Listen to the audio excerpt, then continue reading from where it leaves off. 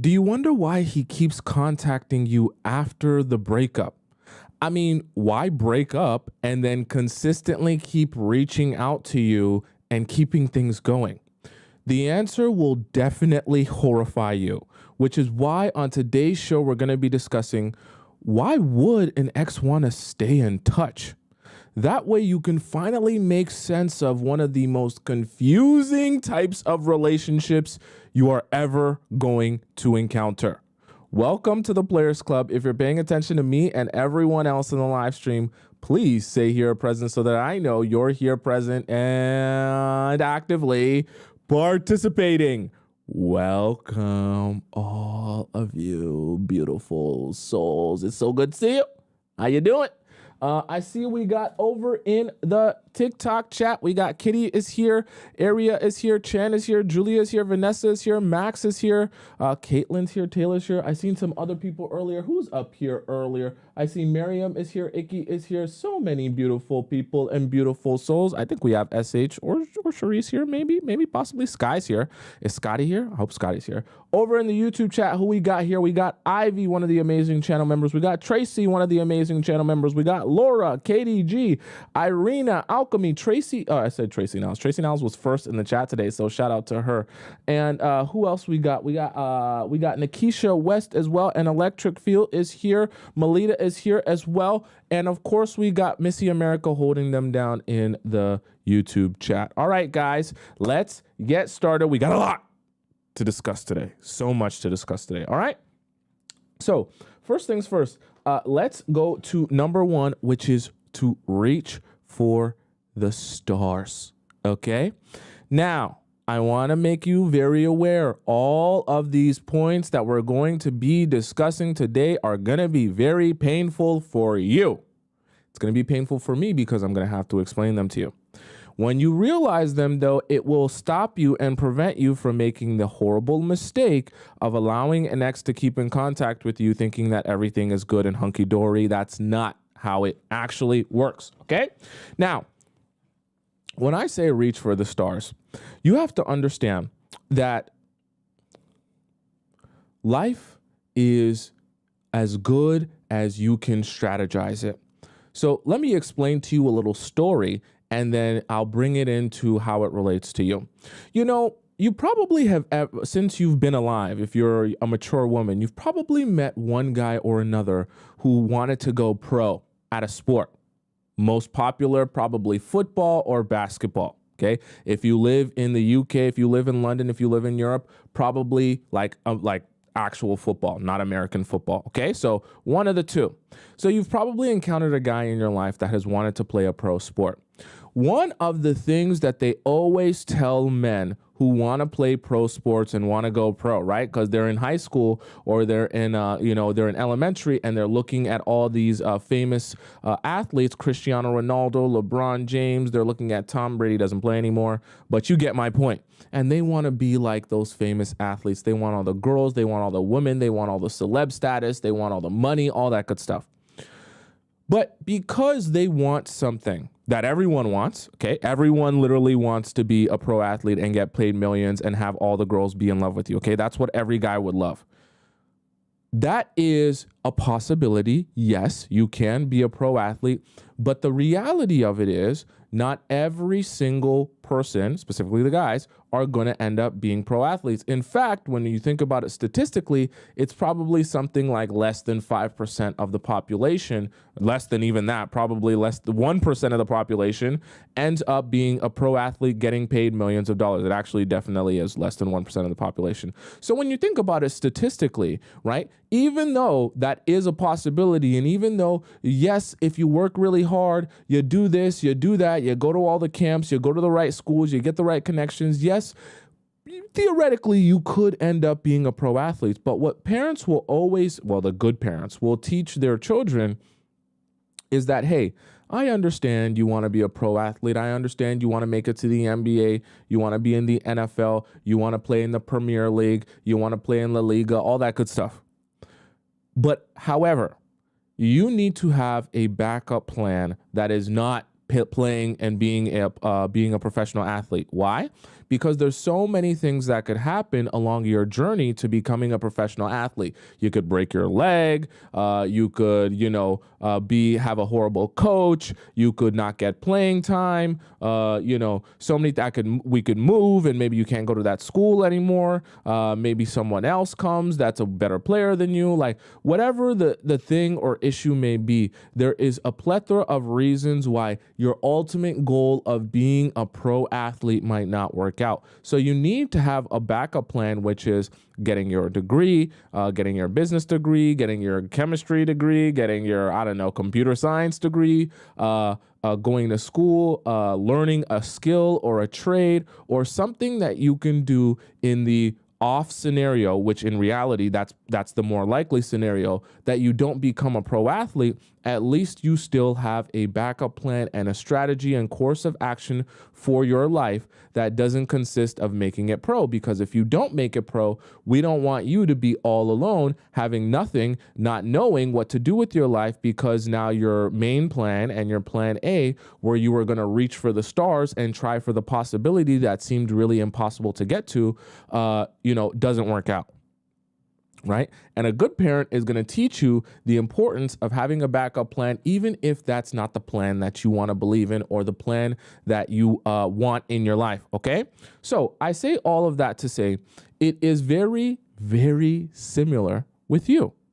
See, the thing about it is when an ex wants to stay in touch with you, they're not necessarily looking to stay in touch with you because they love you and want to be with you so much. You're an ex. See, you convince yourself that he wants to stay in touch with you because it's really about how much he still wants you. A lot of times what's really happening is he is trying to get to the NBA, meaning he is trying to go and get access to a woman that he would never have access to, that could be out of his league, that he most likely wouldn't be able to have shots at. He wants to be able to shoot his shot, and the off possibility that he was able to get one of those women that he really, really wants in his life, like his dream woman, he would go be with those women. However, if he stays in touch with you and just keeps this going along long enough for you to feel like you still want him and still like him, well, then you become his ongoing backup plan, his like a college degree that he can fall back on in case he doesn't make it to the NBA. And see, it's a great thing to have, because now when he goes and shoots for the stars, DMing, messaging, talking to the girls of his dreams that he would never really have a chance with, he doesn't feel the pressure that, oh my God, if this doesn't work out, then I have nothing to fall back on, right? Because it's a lot of pressure to try to talk to women knowing, oh my gosh, I'm trying to take this woman out on a date and I'm competing with all these other men, because the same way in the NBA, you're competing with a whole bunch of other men to get to the NBA and make those millions, or to get to the Premier League if you're playing football and to get to all those millions. Same way you're competing with a lot of men in that way, you're competing with a lot of men for the really, really sought after women. So he knows I'm competing with a whole lot of men. So there's a possibility I might not actually get access to this caliber of woman. So he says, cool, I don't want to put any extra pressure on myself in my approach, because I feel like, oh my God, if this doesn't work out, I'm literally going to be single forever. So he says to himself, it would make me feel even better if I could have a backup plan, a college degree in a woman that, she's cool. Not my ideal woman, not really what I'm shooting for, but she's cool enough to have around. And even more importantly, she'll be around when I need her. That's the most important part, because the same way, right, the parents teach the athletes that want to be pro athletes, they teach them, hey, get your college degree because that will always be there for you, even if you break your leg, even if you don't end up on a good team, even if your coaching sucks, even if you don't get playing time, that college degree will always be there when you need it. You are like a college degree. You're always there when he needs you. And so he has you there and keeps in touch with you so that you can be the thing that he falls himself back on when he's not able to access the highest of high quality women. Are you following me so far? Chase says, great analogy. I seen someone else say, you got to get to the point. you have to understand, when I give you guys the analogy, there is a purpose to the analogy so you can actually stick it in your brain and realize what's going on, okay? So you got to let me cook here. All right. So that's why I say that and explain it like that. You need to understand guys are, because from your own perspective, I know because we're friends and we talk a lot. We have conversations damn near every day.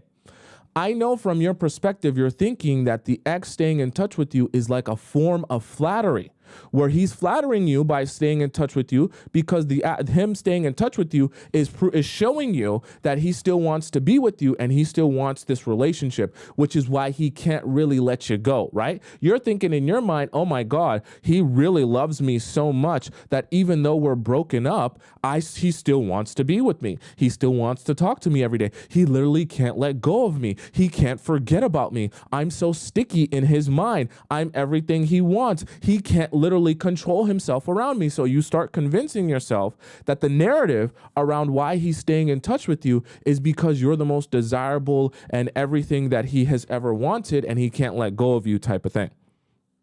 In reality, it's not to be mean to you, but just to help you realize what's actually going on. It's because he wants to use you like a college degree, something that he can fall back on that will always be available to him when he needs to fall back on it in the event that he doesn't get access to the dream woman and to the woman that he actually wants to shoot for. Now, in the event that he does get access to the dream woman and the woman he wants to shoot for, very similar to the men who end up getting into the NBA or the Premier League or end up getting into the NFL, they obviously don't go back to trying to work a regular job once they have access to the thing they were always trying to attain. So the college degree never gets used and it collects dust on the wall because now he's in the NBA, now he's in the NFL, and until he can no longer play in the NFL, the Premier League, or the NBA, until he retires or gets injured or can't get a job in that league that he really wanted to have anymore. Then and only then will he dust off that degree and say to himself, okay, now it's time to explore a different part of my life. It's the same way if he gets access to those top tier women that he really wants to be with, he will not come back to you. He'll keep in touch with you because you're the college degree. He'll keep in touch with you to keep you going, but he won't come back to you until he realizes his chance with the NBA, the NFL, or the Premier League has ceased to exist. Then he'll come back to you, but he's definitely not going to tell you that you're like a college degree and you're his backup plan. What he's going to try to do is he's going to convince you that it's always been you and that he's never stopped loving you and that he's never been able to get over you. Why is he going to say that? Because those are the magical words of the narrative that you already want to believe in. Okay, you already want to believe in the narrative that he can't get rid of you and he can't stop thinking about you, which is why he continues to talk with you and be around you and stay in contact with you. So because you're convincing yourself of that narrative, he feeds into that narrative that you already want to believe in by letting you know, oh my God, because it's always been you and I've always had so much love for you, I've never been able to get rid of you or stop talking to you because of my massive amounts of love and care just for you and nobody else. When in reality, it's not because of that. Are you following me? Okay. Adowe says, I went through this for 6 years. I'm glad it's over. I'm glad it's over for you as well. And I want some of you to realize this, even though it's painful, right? I want some of you to realize this so that you can actually say to yourself, no, I'm better than just a college degree. Okay, I'm not going to be somebody's college degree where they sit back and keep me on the sidelines to just have me available to them to fall back on. I'm going to be somebody's NBA. I'm going to be somebody's NFL. I'm going to be somebody's Premier League. Okay.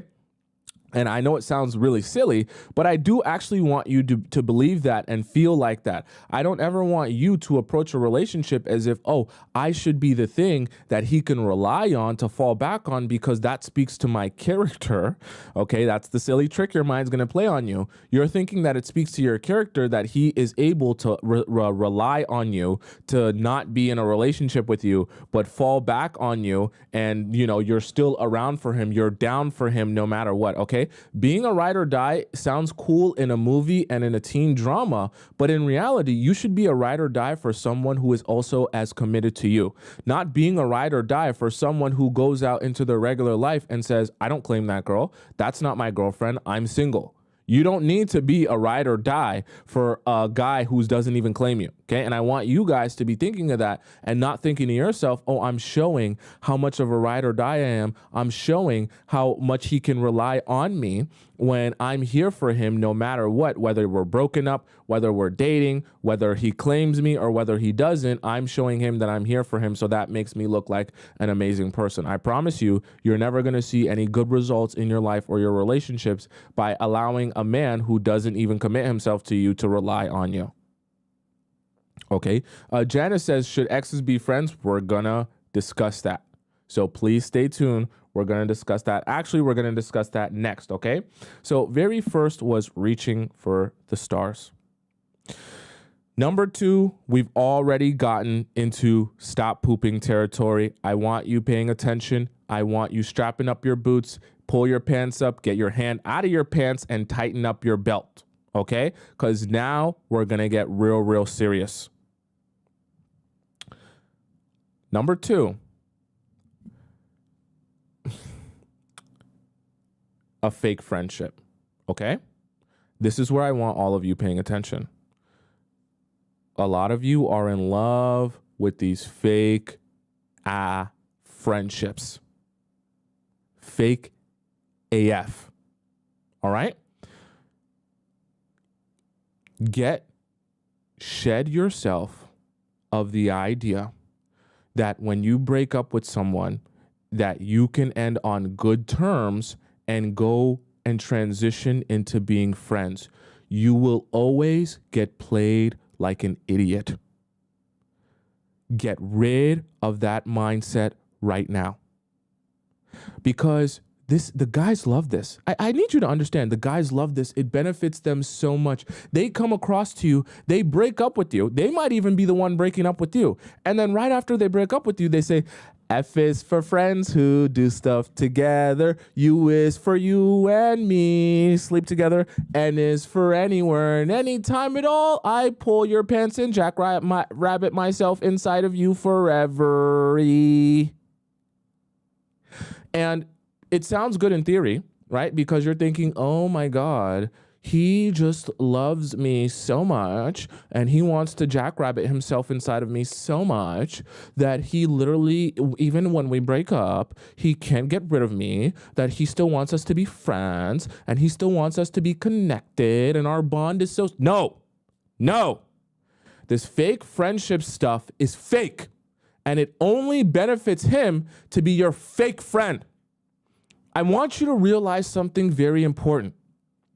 Fake friendships, right, only come about because the guys know if they can bind you with a fake friendship, you'll stop asking him questions about what he's doing in his spare time when he's not with you.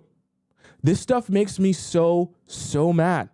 Because they sing to you the friendship song, F is for friends who do stuff, and you're singing along with him, and you're so happy and overjoyed. We're still friends. We ended on good terms. We still share the same friend group. We're cool. We don't have any problem. We're like this evolved couple where when we break up, it's not even a big deal. There's no drama over here. We're still friends. We still go to the movies. We still hang out, and everything's cool. Don't you see how cool I am? He's cool, and I'm cool, and we're the cool crew. We're a cool couple that's not even a couple because we're friends. Meanwhile, while you're telling people how good of friends you are, he's sleeping with other girls, okay? Building relationships with other girls. And in his spare time, when he's not with those other girls, he's then with you to either pass time because he's bored or to stay in touch with you to keep you strung along so that he can still fall back on you in case these things with these other girls don't work out like we mentioned before.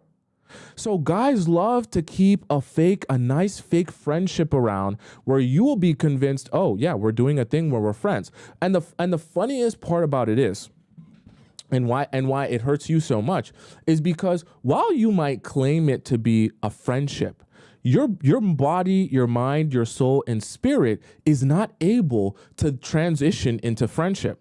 You were just romantic. Okay, this is where I get mad.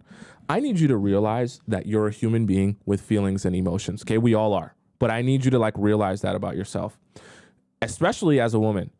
And especially because as a woman, you're receiving a man into you, or you're receiving a man into your mind, your body, your soul, and your spirit. That's just the way things work in the world, okay? And I need you to understand it will always feel more impactful to you, the intimacy that you share with someone that you're romantic with. And I'm talking about emotional, physical, and spiritual intimacy, all of the three, okay? We talk about emotions a lot on the show. And the reason I bring that up is because no matter what you want to say about, hey, I was romantic with you before, but now that we're friends, I can literally shed myself and rid myself of those romantic feelings. Stop it. You will never be able to do that. It's okay. Doesn't make you a bad person. I need you to acknowledge, though, that's not how you work. Okay? It's not how you work.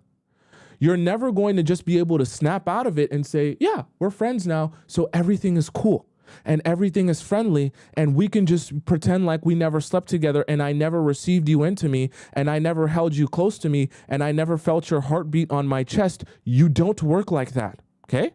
It's fine though, but I need you to acknowledge that. Right? And stop convincing yourself that you can start being friends with someone that you were once romantic with. Because what's going to happen, I guarantee you, what's going to happen is you accepting this friendship, we're friends. When you accept this friendship, what's actually going to happen right after you accept a friendship in your mind, your spirit and the rest of your being is going to go right back to being his girlfriend. Because your spirit and your being doesn't know how to be friends with someone you were just romantic with. Literally just romantic with. Your spirit and your being doesn't know how to just say, oh, yeah, I guess, I won't treat you the same way I once treated you as a girlfriend. I won't, be around you and give you the same type of girlfriend treatment, put my best foot forward the same way I was as a girlfriend. Even more importantly, your spirit and being doesn't know how to say, I won't give you the same amount of loyalty and and respect and, being by your side as I did when I was your girlfriend. Your spirit and your being can't just switch that off in an instant. So what ends up happening to you, so BB said, this is a recording, right? No, it's live. Okay. I can see your questions. This is live. So your spirit and your being doesn't know how to just say, oh yeah, we're friends now, so I don't care. Oh yeah, we're friends now, so I won't treat you like, give you girlfriend treatment. Your spirit and your being, even though your mind is trying to acknowledge to you that this is a friendship now, your spirit and your being is going to still say, oh, no, this is a relationship still, because this is the person I was intimate with. And so what ends up happening, you give him a whole bunch of girlfriend treatment, and you go right back to treating him like a girlfriend, even though he's gotten the benefit of being able to sing the friendship song to you, F is for friends who do stuff together, right? And because you guys sang it together and you clapped along and you sang along together, now when you get upset, now when you feel bothered, now when you feel uncomfortable, you can't speak up for yourself. Why? Because you sang along to the friendship song like a silly monkey. Like a wind-up monkey. You sang along to the friendship song and you clapped along and you thought everything was good. But now, when you go right back to treating him like a girlfriend, meanwhile, he's exploring other relationships with other women and even figuring out how he's going to build new relationships for a new girlfriend, you're sitting here like, oh, F is for I'm an effing idiot. U is for you abandoned me. Me is for, man, I'm such a dum-dum for thinking that we were friends in the first place. And that's where you end up. Okay? End this fake friendship stuff. I have to give it to you so straight. End this fake friendship stuff. You can be friends with people who you were never romantic with. Plenty of people to be friends with that you were never romantic with. This idea that you're going to go from being romantic with someone to transitioning directly into being friends with them is a whole bunch of baloney. Men are better equipped to be able to detach themselves from you and go and build new relationships with other people. You are not going to be equipped that same way. Remember, I just told you the process of you sleeping with a man is a different feeling than what the guy's doing. You're receiving that man into you, not just physically, but emotionally and spiritually. So the way it impacts and affects you from your perspective is always going to be different than a man. So when he's detaching himself and going and inserting and jackrabbing himself inside another woman who's receiving him, you're still going to be left void thinking to yourself, but I'm friends with the guy who I received into me, who I was vulnerable with, who I allowed into my mind, my body, my soul, and my spirit. And you're never going to be able to say to yourself, oh, I guess, we're just friends now and everything's cool and everything's all good. Because despite you, listen, I told you I'm going to get mad. If this is an easy way to know if you're in a fake friendship or not. If that guy came to you that you're friends with now, and he told you that he's got a new girlfriend, and he starts telling you about how he's banging his new girlfriend and how they're so intimate and how they do everything together and how this is like the girl he wants to spend the rest of his life with. If you think about the possibility of him telling you that, and when you start thinking about him telling you that, you start twitching and you start having an error code and you're like, what? He's telling me that he wants to spend the rest of his life with another girl, right? If that's how that makes you feel, you're in a fake friendship. You're in 100% fake friendship because that's not actually your friend. The friendship is just a placeholder for other feelings that you actually feel. So if you wouldn't feel comfortable hearing that guy talk to you about how he wants to spend the rest of his life with another woman and how he's getting intimate with another woman, if that makes you feel things that are not good, you're in a fake AF friendship. Stop with the fake friendships. They don't benefit you. They only benefit the men who are convincing you that F is for friends who do stuff together and sleep together too. Doesn't benefit anyone except for him, because you'll never be able to say to yourself, oh yeah, the guy I was once romantic with, now I'm no longer romantic with and I just don't care anymore. You're always going to care, and it's going to be made even harder for you to not care when you're staying in touch with him. So the reason that he's staying in touch with you is to continue this fake friendship. As you believe in the fake friendship, you will continue to be by his side. You will continue to give him girlfriend treatment. And just that fast, he has received exactly what he wanted from you while simultaneously giving you nothing in return. You see how that works? Win-win for him, lose-lose for you. Okay? Right? We don't want that for you.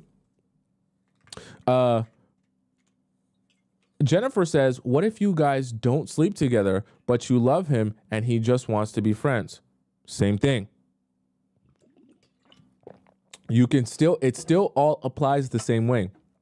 In that scenario, he's reaching for the stars, like I mentioned earlier, where he's using you as like his college degree that he can fall back on. So staying in touch with you doesn't even require him to sleep with you. Staying in touch with you just requires him to keep the spark of, you feeling like he cares about you and you caring about him alive for long enough that in the event that he wasn't able to get access to the woman that he actually wanted, he can always fall back on you. Okay? Right? Aaron says, these boys are smarter than I thought. I need you to understand. See, these are the things that guys learn over time, right? Because you have to understand everyone is gathering information and learning from their experiences. So over time, the really good guys, right? The really smart guys and intelligent guys eventually learn that, hey, I can keep girls around, keep them, full of hope and get what I want from them without giving them anything in return, as long as I strategize giving them hope in the right way. Fake friendships are a great way to do that. That's why everyone will try to convince you that the best thing for your relationship after it ends is for you guys to end on good terms and continue being friends. Okay. See, the reason, it's so slick, it's so slick. The reason good terms is such an amazing terminology for it is because it makes you feel like you're doing something right by ending things this way. See, good terms sounds like it's a good thing to do when it's said that way. Good terms wouldn't sound like such a good thing if they said, oh, I just want to keep you around to explore my other options. That doesn't sound very good. But saying we left on good terms makes it sound like you're a mature adult, and that's what mature adults do. They end relationships on good terms and they continue being friends because they're so mature. They're able to table their feelings and towards someone and a relationship and say, no, I'm not going to be upset. I'm not going to cause drama. I'm not going to go crazy. See, that's not what you can be mature about your relationships and not end things and still be friends. Okay, you can still be a mature human being that knows how to end relationships and knows how to cut things off, right? Like a mature adult without still being friends afterwards. Don't let people trick you into thinking ending on good terms means that you should continue being friends after the breakup. Okay, like I said, that fake friendship only serves the men, right? Nikki says, forget leaving on terms, find closure and heal. That's what I would always advise to all of you. And that is the most important thing. Getting your closure in one way or another, whether it be through him, with him, or for yourself. And once you get that closure, you move forward with your life. See, fake friendships is a great way to make you like a college degree. Right? You become a college degree when you got a fake friendship with that man and an ongoing relationship with that man for no reason other than to serve him. You understand what I'm saying? Someone said, what if that is the father of your child? There is a way to possibly actually have someone be the father of your child, but still set boundaries. Right? And one of the ways that you set boundaries is you say, unless it has to do directly with the child that we share, do not contact me for anything whatsoever. If you contact me for something unrelated to our child, I will not respond to you. We do not have a relationship. We have a co-parenting partnership here. And if it's not consistent or related to that, I don't want to speak to you or talk to you about anything.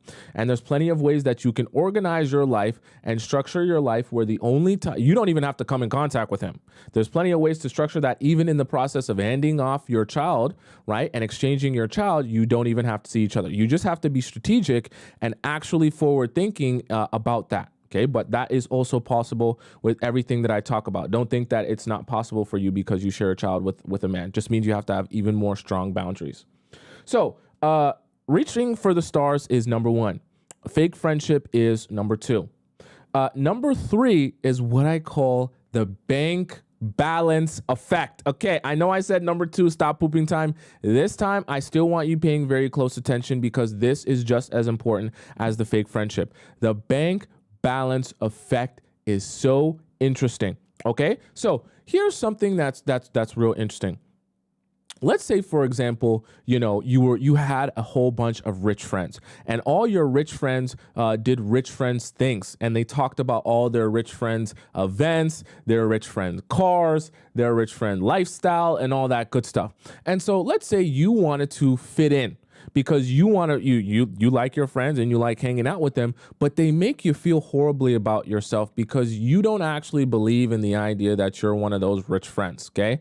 They're talking about stuff that's going over your head and you're just sitting there like, yeah, guys, going on yachts is cool. Yeah. I was just thinking about buying that investment property too. Yeah. 401ks and Roth IRAs, yeah, there's all amazing. Yeah.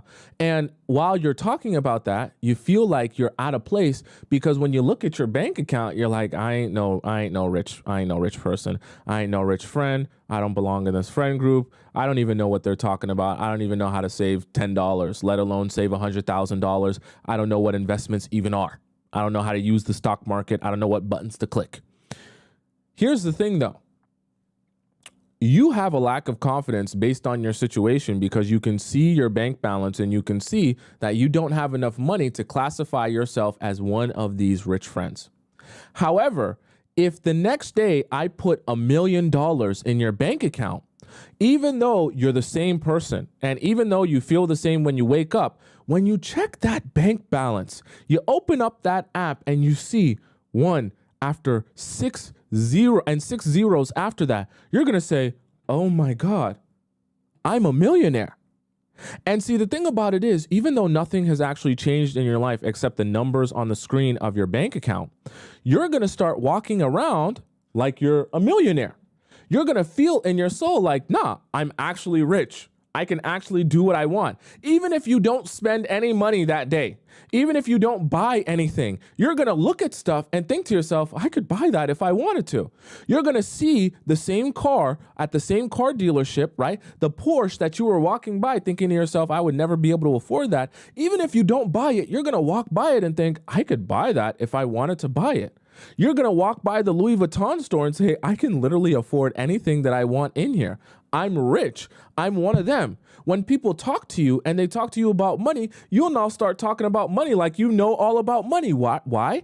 Because your bank balance reflects how you want to feel, right? And your bank balance becomes a confirmation to you that you are what you think that you are or what you want to be, right? Which is why they come up with the terminology that seeing is believing.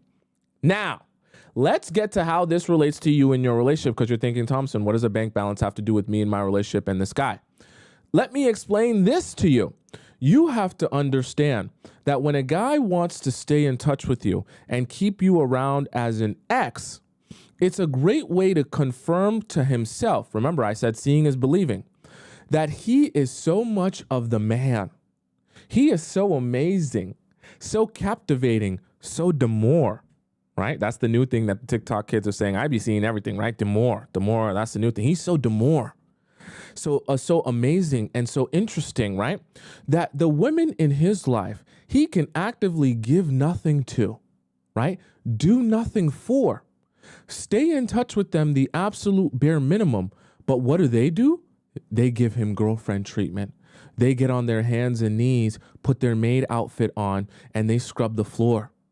They do everything required of them to get his attention, to get his approval, to get him to want them, right? Someone says, say it right. How do you say it right? Demure? I don't know. Okay, I'm just a human being. So I say that to say, see, you become, right, when he gets to stay in touch with you and keep you around constantly, you become like a confirmation that he's the man. So what does that do for him? It builds him and fills him with confidence. He takes that confidence because remember, similar to seeing a bank balance of $1 million, you now have confidence that I am rich. I am successful. I do know what I'm talking about when it comes to money. I do know about money because I have money. I'm one of them. I'm a rich friend. So that confidence that he gets from from watching you desperately scrub the floor in your maid outfit because he keeps you in touch and he has you as like a college degree to fall back on. Now he says to himself, I'm going to take that confidence that I've received from being able to keep this woman in my life without giving her anything, without being her boyfriend. I'm going to take that confidence and I'm going to go chase after the women that I really want to be with, that are like my dream women that I feel are out of my league. And because I've received so much confidence, you're like the $1 million I get to look at in my bank account and remind myself of why I'm such a millionaire and I know what I'm talking about when it comes to money. You are like a constant reminder to me that I'm the man. That even when I break up with the girl or even when we're not together, I'm so charming. I'm so fascinating that I can get a girl to stick around, still be friends with me, still hang out with me, and a lot of times still sleep with me and give me that girlfriend treatment like I've been wanting, while I actively have downgraded her from being a girlfriend into being a best friend, okay? That's what some guys are going to do. We're now best friends or we're now friends. And I told you already about the fake relationship. So there's a bank balance effect where the more he gets to interact with you on a friendship level and keep you around like a college degree, his confidence in himself increases. He takes that confidence and he goes and pursues other women that he actually wants. So staying in touch with you is not really about being with you. It's about the confidence he gets to keep within himself by being with you. Okay? Because the thing about it is, if he wasn't with you, he would have nobody. If he wasn't with you, he'd have nobody that he could call up late at night. He'd have nobody that he could just trauma dump whenever he feels like it. He'd have nobody that he could order up to his door like DoorDash. I want you to understand, for guys, it's a great I wish I could show you guys a really nice video.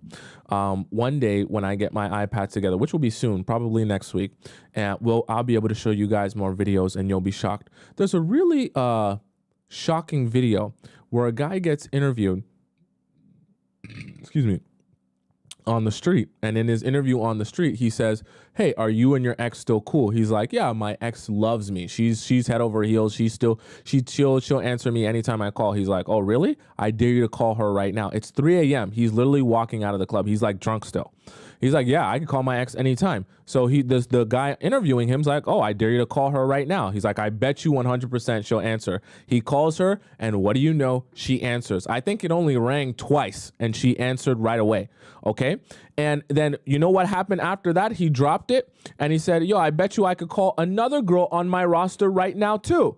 And so he calls her and she answers in the first 5 rings. And then he says, "I bet you I could call another girl right now and she'll answer." And he calls a third girl and she answers within the first 5 rings. So I say all that to say, you have to understand, for men, how the confidence that they gain from being able to access you, stay in touch with you, right, and keep you around, that confidence trickles over into their own self-worth and their own self-image, where they say, "I'm the man. I can get any woman I want. I can call up whoever I want, whenever I want to call them up, and they will be like DoorDash for me."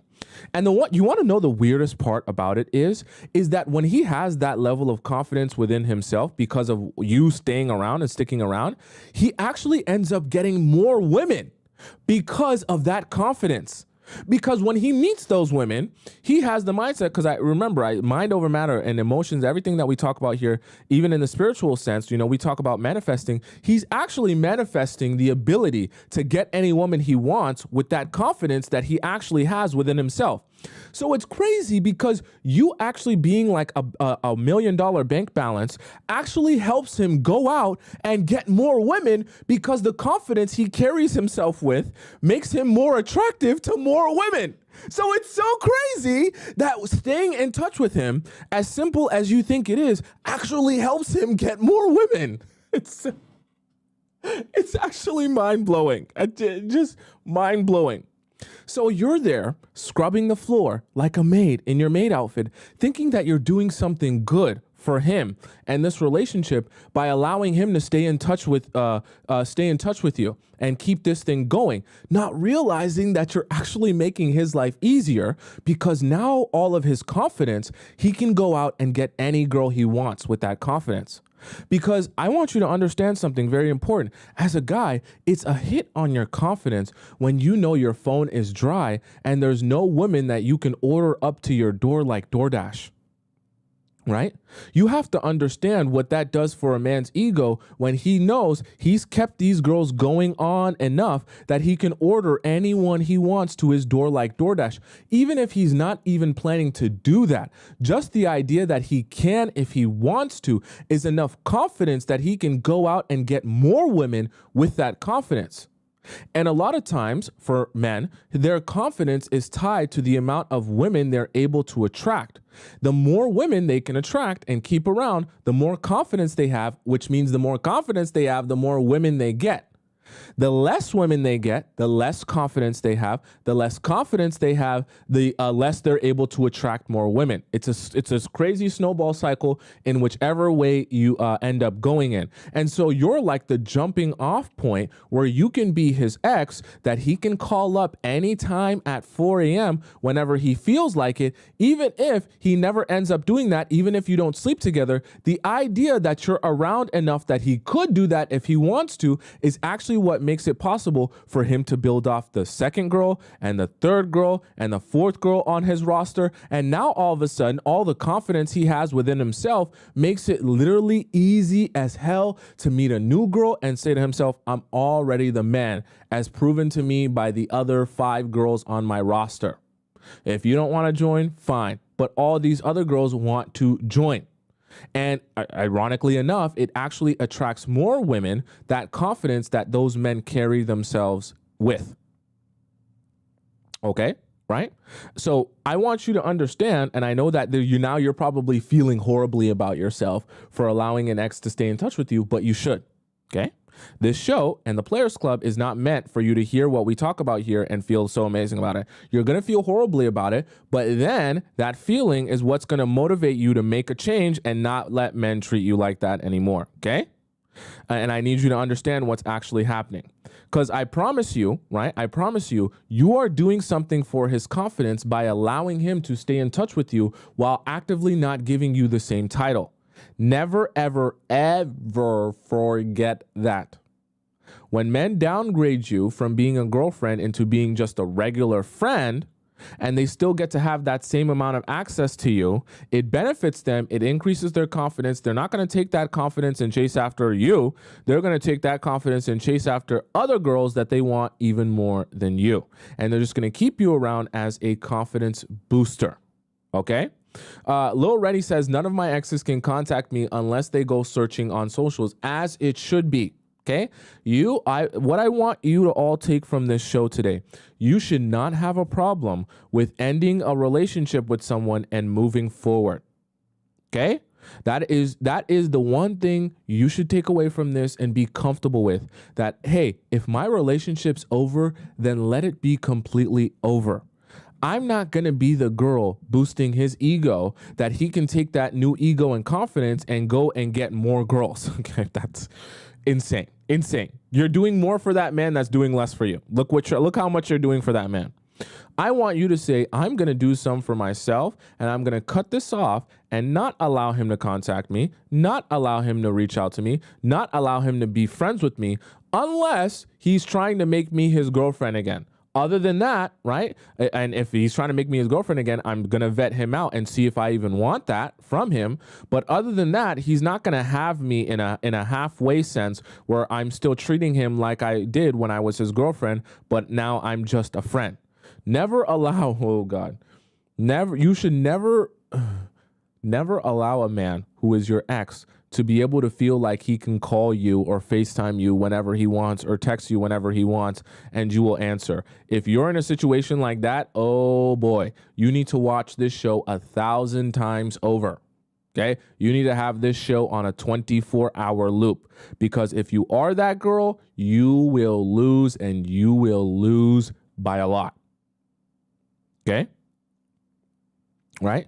Hetvol says, what of if he wants to keep in contact or friends? It's exactly what I'm talking about.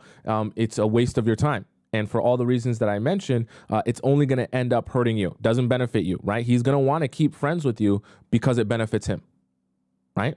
It benefits him 100%. It'll benefit him. So number one, reaching for the stars. Number two, a fake friendship. Number three, the bank balance effect. These are all real. And number four is something I refer to as the nice guy effect. See, this is the thing about when an ex will tell you that they want to stay in contact with you.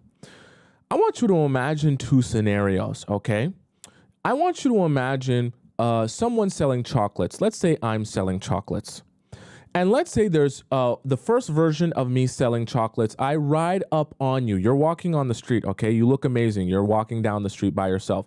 And I ride up on you in a dingy, dirty, white van. You know the type of vans I'm talking about. It's a dingy, nasty, white van. You can barely tell it's white because it's so dirty and disgusting. Rims falling off, tires flat, looks gross. And I tell you, I'm selling chocolates out of the back of my truck.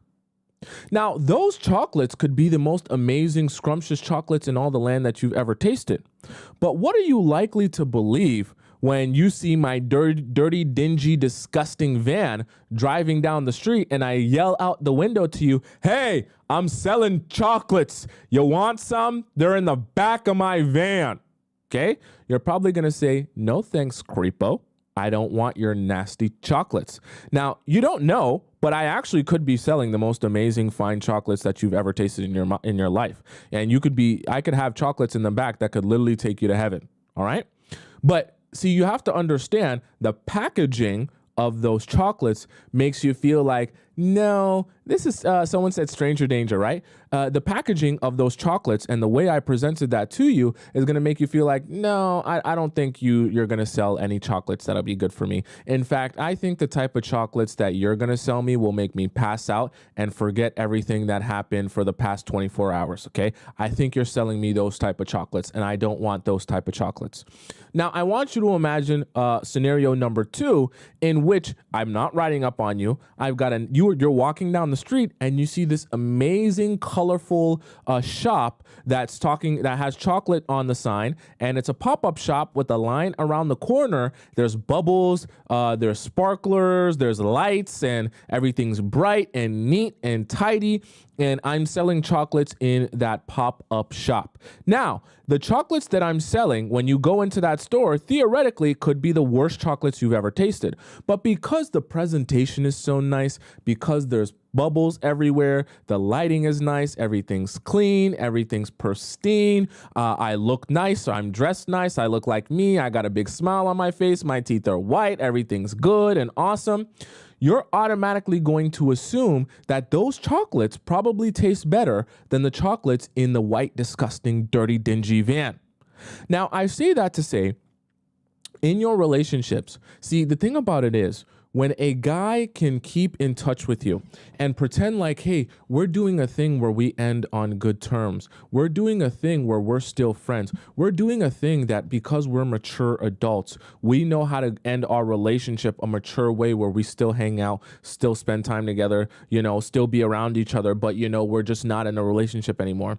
There is a nice guy effect to that, where you feel as you're staying in this friendship and as you're staying in contact with each other, you don't feel played because you feel like you're doing something mature by staying in contact after the relationship ended, by ending things on good terms. Okay, you feel like this is a guy that cares about you. This is a guy that wants the best for you, that wants the best for this relationship, that wants to make sure you're still nurtured and taken care of. And his love that he has for you is never going to stop regardless of whether the relationship ends or not.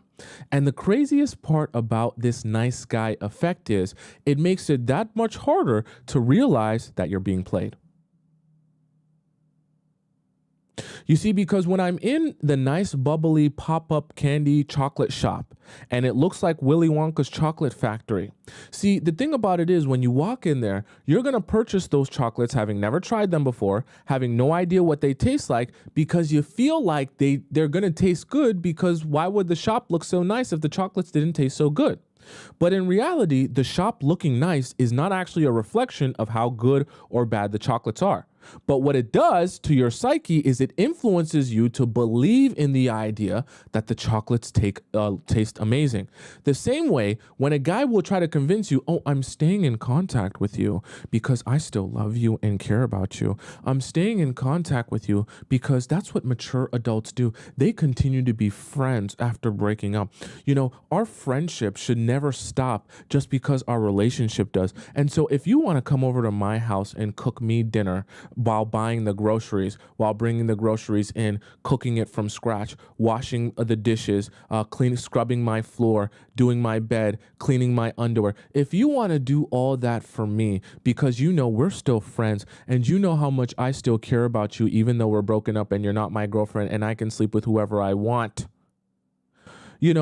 let's not think about that. Let's think about the fact that I care so much about you that our friendship will never cease to exist. And because you're like, oh my God, you're such a nice guy. Oh my God, look at how you treat me despite us just, not being in a relationship anymore. Look how much you care. When in reality, if he really cared about you, he would still be your boyfriend. Look how much you care about me. Look how well you take care of me. Look how strong our connection is. When in reality, if your connection was really strong, you'd still be boyfriend and girlfriend. But you don't think about that because of the nice guy effect. That clean and pristine Willy Wonka factory makes you believe in the idea that what you're consuming, the chocolate that you're consuming, is good for you. When in reality, the chocolate that you're consuming is actually poison. and will actually ruin your life. Because you have to understand, the thing about it is, when he stays in contact with you and you're like a backup college degree, you sit on the sidelines waiting and waiting and waiting and waiting. And a lot of times you never, ever get chosen. You only end up getting abandoned for someone else. So the nice guy effect, while it sounds really good in theory when he's telling you how he wants to stay in contact with you for all these various reasons, you still end up being the only one that loses. And I don't want that for you, which is why I say don't do it. Don't do it. Angel asked, is it okay to be friends then? You clearly haven't been listening to anything we've been talking about. Right? Real life in the YouTube chat says our bond type ish. That's what they be saying. You know, that's what they be saying, right? Irina says, never forget what happened to those kids in the chocolate factory. Hey, there's a lot of things, okay? Right?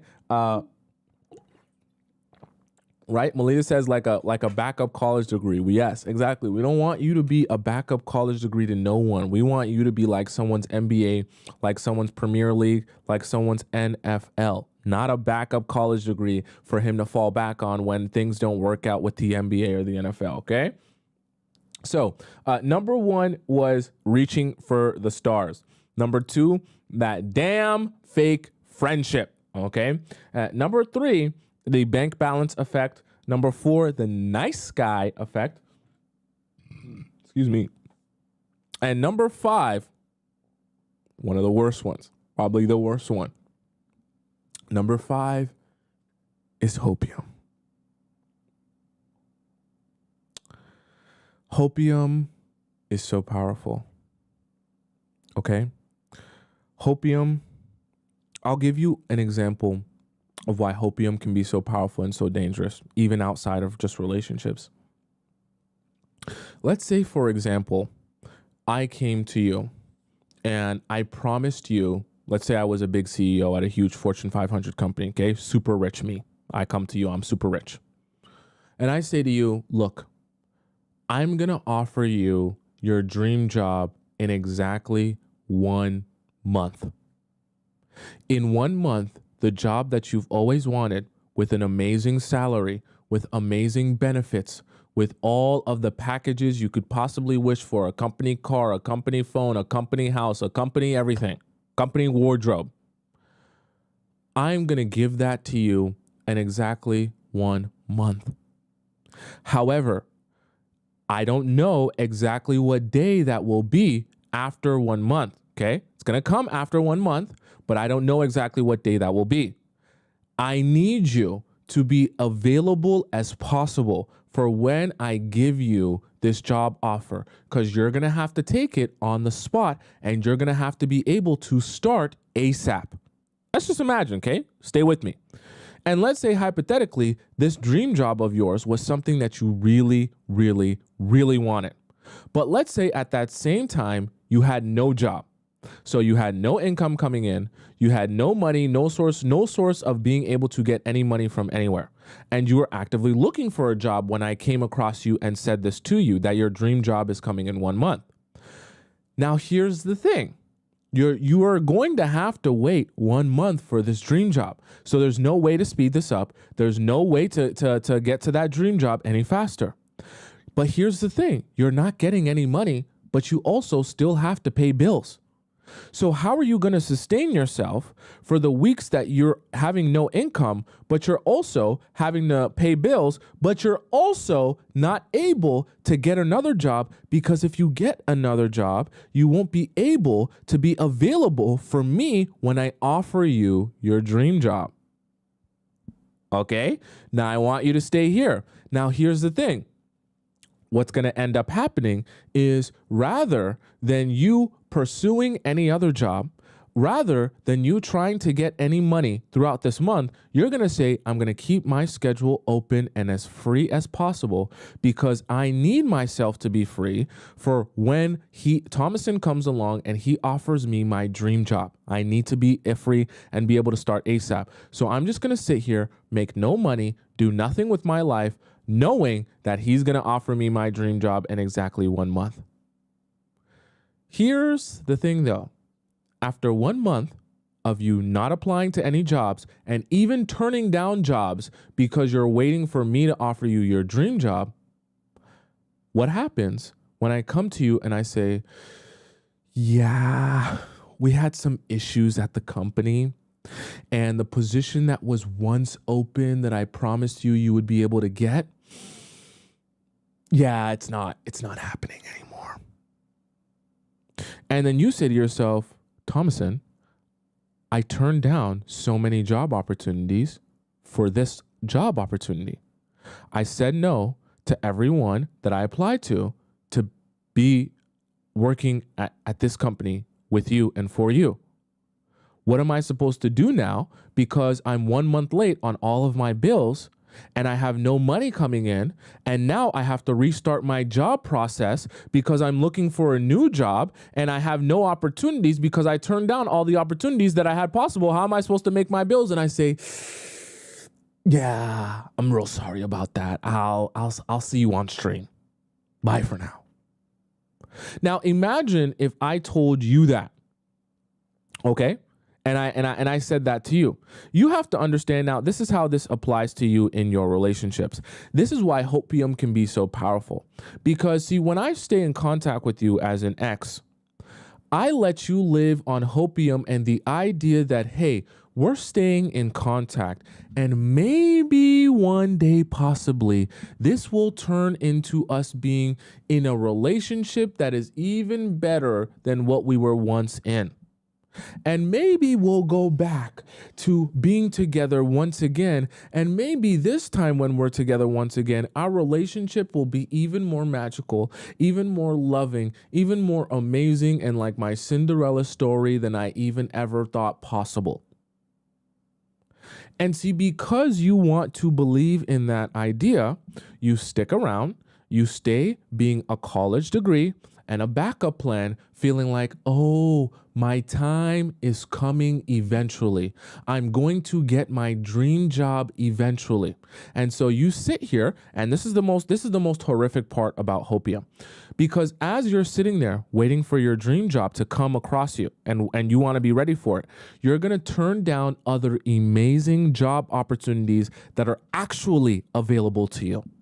The same way when you're filled with hopium that, hey, we're staying in contact because eventually we're going to get back together and do a thing that's even better, you're going to be turning down really amazing guys that actually want to build with you because you're of the belief that staying in touch with your ex is going to eventually lead to being in the relationship that you want to be in. When in reality, it's not going to lead to that. The same way in the analogy that I gave, your dream job doesn't end up actually coming. But in the process of hoping that your dream job is going to eventually come, you turn down a whole bunch of amazing, awesome, real job opportunities.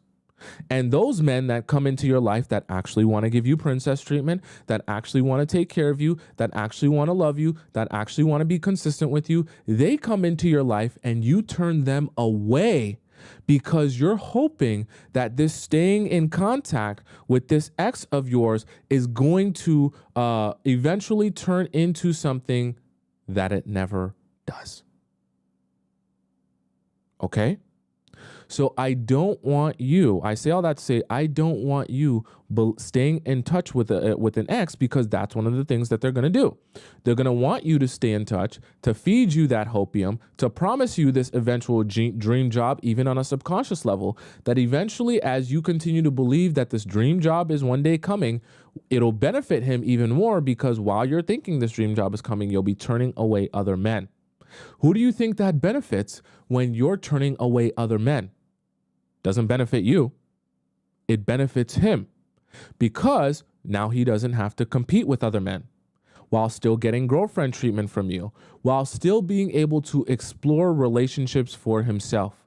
You've literally given him a triple header, right? You turn down new men in your life. You still, I was going to put the middle finger up. You still give him girlfriend treatment, and you also, right, allow him the space to be able to explore his own other relationships and build with new women. It's a triple threat. and he wins all three ways. Meanwhile, you're losing all three ways by allowing him to stay in contact with you. Okay? I know that this makes men sound like supervillains, but I want you to understand it's just a function of how we live as a society and how our roles differ. The men are always going to try to push the boundaries as far as you will allow them to go. And because you're the woman and you're receiving the men into you, and you're the one that determines which men you allow to get access to you, it's always going to, a function of how we live life is always going to be, if you allow it to happen, the men will definitely push those boundaries. And they'll push those damn boundaries as long as you continue to allow them to be pushed. So if you want to stop getting pushed around and stepped on and manipulated, you actually have to stand up for yourself, not just continue hoping that one day you'll come across a man who doesn't try to squeeze the most out of you. Right? People are going to be opportunists, especially the men that date you. So they're going to try to gauge how much can I get out of you, or how much do I actually have to respect you? If I don't have to respect you at all, if I don't have to do anything for you, if I don't have to be consistent with you, by golly means, I will not be. And I will extract and extract and extract from you while giving you nothing. So you have to be on the lookout for yourself and not allow guys to overstep boundaries or push boundaries, because they're going to attempt to do that. I can assure you, they will attempt to do that. And you have to stand up for yourself, okay? Right? Love says, a man would never let you walk all over him. I mean, true, but then think about that vice versa. What do you think he thinks of a woman who respects herself? Do you think he's thinking in his mind, a woman who respects herself will let me walk all over her? No. So you have to be willing to stand up for yourself and not allow that from men either. And men, like I said, men are going to try to push boundaries, especially when it benefits them. And staying in contact with you benefits them a lot. And in fact, it doesn't benefit you at all. Okay. So do you guys have any questions about that and what we just discussed here? Tay says, I'll just say Tate. I think it was Tabitha is the full name. I'll read it on here. Let me see. Tebe said, I think it's Tebe. Tebe says, how far, Tomisin? She donates $5 in the YouTube chat. Says, how far, Tomisin? I was late to the live, so I was catching up on earlier parts. Just want to say thanks. That's what I needed to hear today. I'm glad you're hearing something good today and that you needed to hear. This is made for you, okay, Tay? And thank you to Sharnika, who joined as one of our members in the YouTube chat. I appreciate that as well, okay? So does that make sense to you guys? Right? Someone says, is it possible to get an ex back who still reaches out? I mean, why do you want the ex back though? You have to ask yourself that question, okay? I don't want you guys also staying in contact with exes, putting yourself in a position where you're thinking that you getting him to stay in contact with you is building you up to continue to, so that you can continue to have hope that maybe something will happen that will probably not happen, okay? Right? Does that make sense? Bright Future says, I needed to hear this today, so I'll go no contact until he wants, I think you said until he wants to be in a, if he doesn't want to be in a relationship with me, which is what you should do. And what all of you should take this advice and do in your situation. Okay, because if a guy is staying in contact with you while simultaneously not committing to you, he's not going to serve you whatsoever. Peach says, where can I watch today's show? Over in the YouTube, on my YouTube page. All you got to do is go over to the link in my bio and you'll see on top there where my YouTube page is. Or you can just type in my name on YouTube. It's right above my head on the right side of the screen in case you missed any of the points. Okay, I'm live on YouTube and it's available for you to rewatch there. Okay. Right? Does that make sense to you guys? Tracy now says, get out of the hopium mindset. It will drive you crazy if you let it. 100%. 100%. BB says, I never thought of it that way, Tommy, and I think of everything. It's good. It's good. It's why we have these conversations, so you can start rethinking things that maybe you thought were going one way when in reality they were going another way. Because I know because we're all friends here, I know that when you're thinking of an ex staying in contact with you, you're thinking that it's a form of flattery because of how much he still wants to be with you. But in reality, if he still wanted to be with you that much, he would just be with you. It doesn't really work like that where you guys break up, but he purposely wants to stay in contact as if, oh, I just can't get enough of you. Well, then why not just be in a whole relationship with me? And then you'll be able to have as much of me as you want. You see how it doesn't make sense when you actually start breaking it down? Okay. Electric Feel said, I want my ex back because I want him to continue to make me feel amazing, then drop me like a bad habit at will. Right? You shouldn't want that, Electric Field. You shouldn't want him to drop you, but you also shouldn't be looking for him to have him back in your life to boost your own ego. Like you should want to be able to say, okay, I'm going to start pouring into me, not having someone else pour into me or to make me feel good about myself. Okay.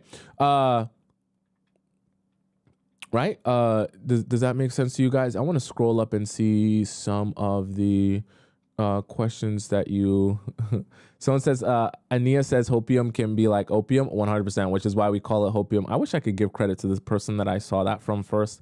I forgot her name, but I saw it and I was just like, oh, that is so great. I want to use that term. Okay. Trini earlier says 6 months later you're getting evicted and emancipated from malnutrition. It's crazy. It's crazy. It's crazy. We don't want that. We don't want that for you. We don't want you getting evicted because you're waiting for a dream job that never comes, right? Don't be like that.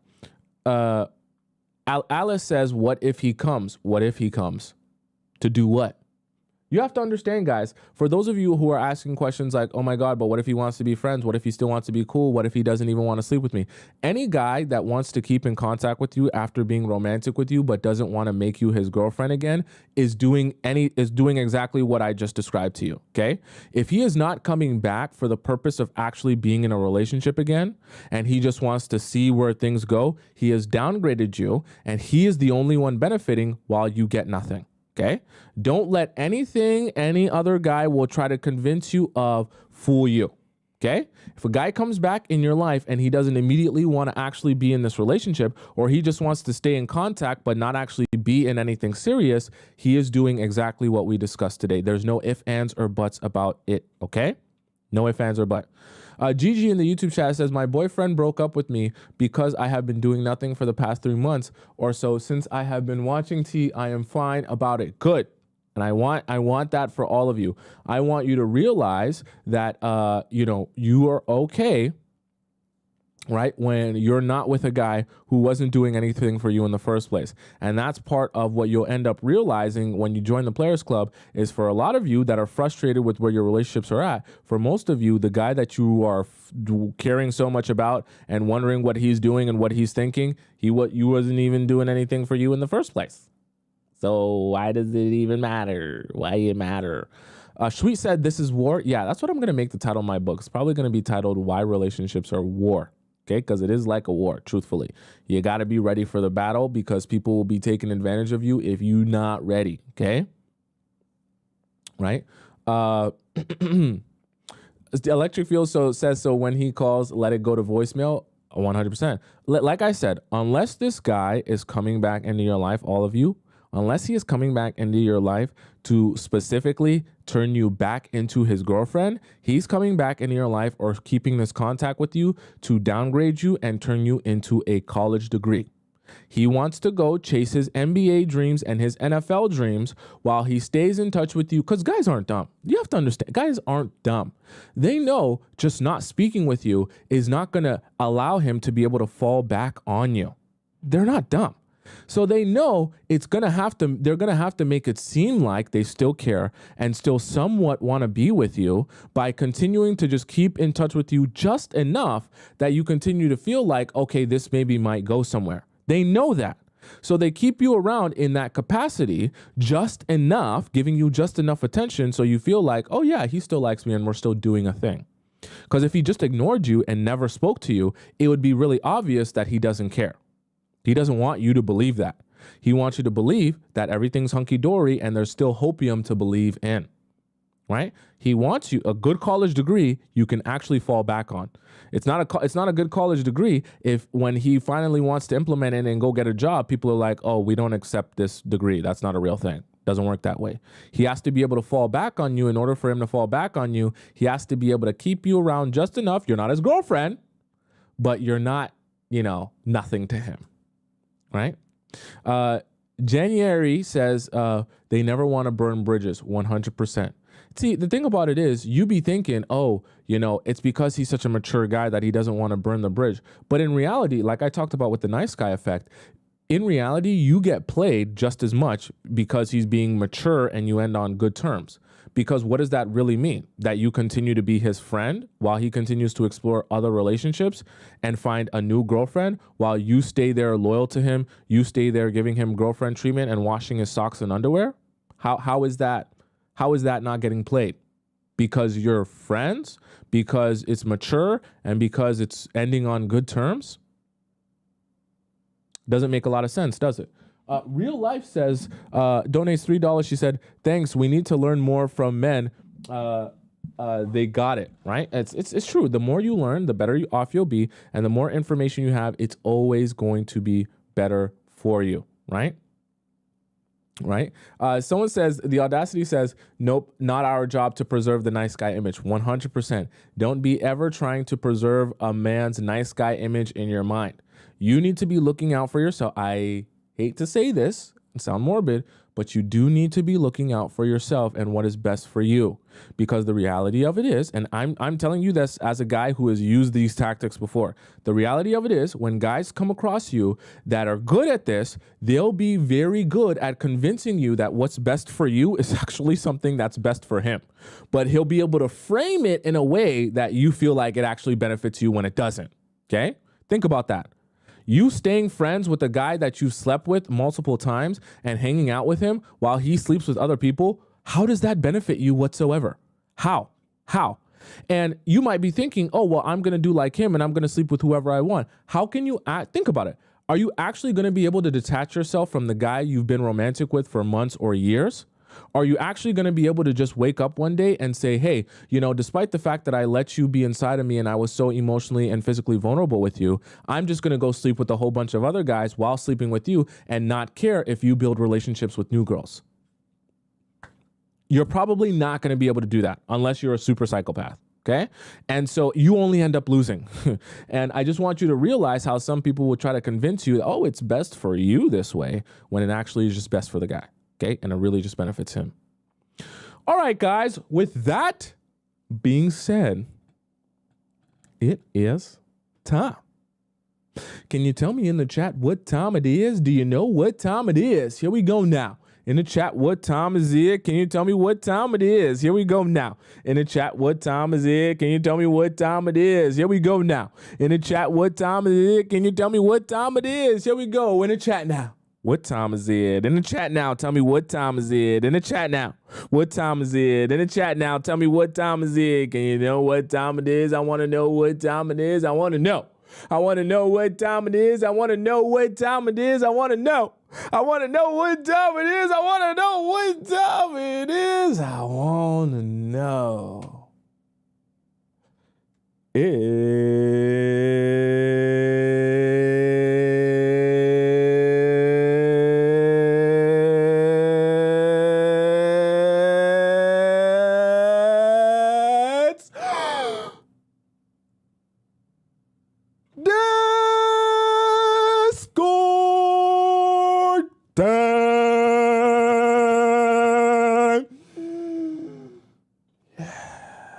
Okay, guys, for those of you who are a little bit confused here, because you're new here, Discord time is essentially where all the amazing members of the Discord get their opportunity to ask me questions specifically about their situation in their relationship or their situationship, about their guy, and I answer those questions live on the show. I've seen a lot of people saying, I have a question, I have a question, I have a question. This is exactly what Discord time is for, that you can ask your question. Now, I'll make you very aware.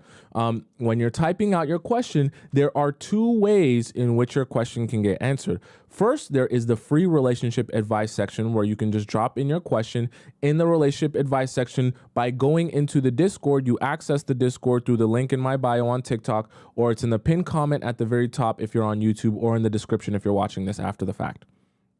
Now, I'll make you aware in the free relationship advice section, you are going to be put in a line that is first come, first serve. So that means before I answer your question, I'm going to have to answer the hundreds of other questions that are before you. They're all highlighted because I have to answer them first. So before I answer yours, I'm going to have to start on a question that is from 27 days ago. So I'm like a month behind on questions. There's probably 100 here that I haven't answered. Now, I know that that's painful for some of you, and some of you are too impatient to wait for that. So there's a second option for relationship advice questions where you can go into what's called premium relationship advice in our Discord. And the way you access that is very specific. You go and you donate to the show first, and then you ask your question, and then I'm able to verify that that's you when you donate, and then I answer your question because the premium relationship advice section is like VIP at a theme park. You get to skip the line, so you don't have to wait in the long line of the freebies. You understand what I'm saying? And I get to answer your question before I go into the free section. You understand what I'm saying? So your question will get answered in like a day or by the next show. But you have to donate to the show first, and I'm able to confirm that on my phone. You can't just put your question in premium relationship advice and think I'm going to answer it, because I can actually verify that that's you. When you donate to the show, and the way you donate to the show is just by going into the link in my bio on TikTok, or the pinned comment if you're on YouTube here, or in the description, and you'll see where it says premium relationship advice. You click there, and when you donate, you'll have to fill in a box that says, tell me your Discord username and tell me the title of your question. I can view that, and then I'm able to verify, okay, that's you and that's your question. And then when I read it out, I know that you've been fair to everyone else in the Discord, because everyone else in the Discord who's in the free section is waiting their turn patiently. You can't skip the line if you're not donating to the show. We got to make it fair to everyone, okay? So let's start off here with Nala. Nala says, is this situationship worth pursuing? Part uno. Okay. Nala says, hi, Tomisin. I just started turning into your live streams about 2 weeks ago. I wish I would have discovered you at the beginning of the summer, because then maybe I wouldn't be writing to you today. It's okay. It's okay. Perfect. Still perfect timing. Okay. You got me when you needed me. Anyways, I'm 28 and the guy I've been dating is 24. Some quick context: we met through a photo shoot back in 2022, and later that night happened to be at the same bar. We had mutual friends, so naturally, our friends tried to push us to talk. I wasn't very interested, but he was cool as a person, so I went along with it. The next day, he invited me to brunch, and we had a good time. Off top, we could both tell there was some pineapple-y attraction going on, but nothing ever happened. We played this game of cat and mouse for like 2 years. Wow, 2 years. During those 2 years, we did hook up occasionally, but it never was anything serious. He tried to make it seem like he wanted to take me seriously, but I never believed him and always kept things playful and light. Fast forward to the beginning of the summer, I don't know what it was. Maybe I was bored, but I invited him to hang out at a bar. We hadn't spoken since February, by the way. So I actually was very excited to see him. We hooked up that night. So basically, you see this guy, you go on a couple dates. After you go out on was it like 2 dates? You don't really see him. This is going on for 2 years. Nothing really happening. And now you hook up. Now I get that you've known him for 2 years, but the kind of like re-spark and then see him and then sleep with him, there's not really a build up there. It's kind of like okay, we're doing a thing, then it's not really a thing. It fizzles out. Now we restart, and the moment we restart, now we're okay. Then the next weekend, he invited me out to brunch, which turned into a whole day of us hanging out. Once again, okay, so you made multiple mistakes now. You slept with him in this. I know that you've met him 2 years ago. You guys were doing a thing, but the fizzling out and you've restarted now. So you're starting from zero now. That's the first mistake, just sleeping with him. Like, you don't even know what you're here for. Okay. There's no establishment of what you guys are here for and you're sleeping with him. The second mistake is the hanging out for an entire day.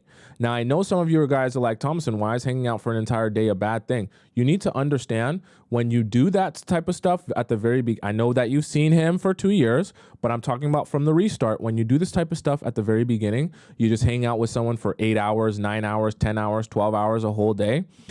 You quickly make yourself really mundane, and guys say to themselves, oh, I mean, I hung out with you for 8 hours, so I'm probably good on seeing you for at least a week. I hung out with you for an entire day. I probably don't need to see you for the next couple of days, right? As opposed to going on a date with you for 2 hours, having a great time and saying, hey, can I see you in the next 2 days? Can I see you the next day, right? Because they feel like it's not enough. So it keeps them hungry for you as opposed to feeling so satiated that they don't want to see you anymore. I was going to a concert later that night and invited him to join. So this is like hanging out the whole day and then the nighttime. We had a lot of fun. He came back to my place, stayed the night. So now you're doing, okay. So you've went from not really speaking or doing much with each other for like a 2-year span. Now you sleep with him. Right after you sleep with him, you hang out the whole day. Right after you hang out the whole day, you go to a concert at night. Right after you concert at night, you sleep over at his place. Okay?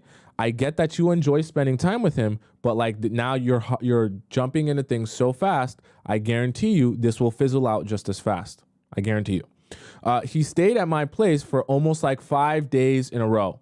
What did I just say? I haven't read this ahead of time, but I know how this goes. You're making this go really hard, really fast, and I guarantee you, out of nowhere, he's gonna be like, "Yeah, I'm good on seeing you for like 2 weeks."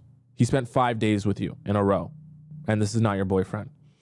It felt like we were in a honeymoon phase because neither of us wanted to leave each other. Yeah, sounds good at the beginning. So you sent in a part 2 I saw here in a different message. So this is your part 2 here. So you then go on to say, Nala, the next week he flew to New York for a job, and when he came back, things felt weird. Guys, you know that I don't read these ahead of time. I just know how these things go. The energy wasn't the same, and he wasn't reaching out to see me. Isn't that like magic? How can someone spend 5 days in a row with you and never want to leave your side, and magically after a single trip to New York, he comes back and he doesn't even want to reach out to see you? Isn't that like magic? I was confused because it was like a complete 180.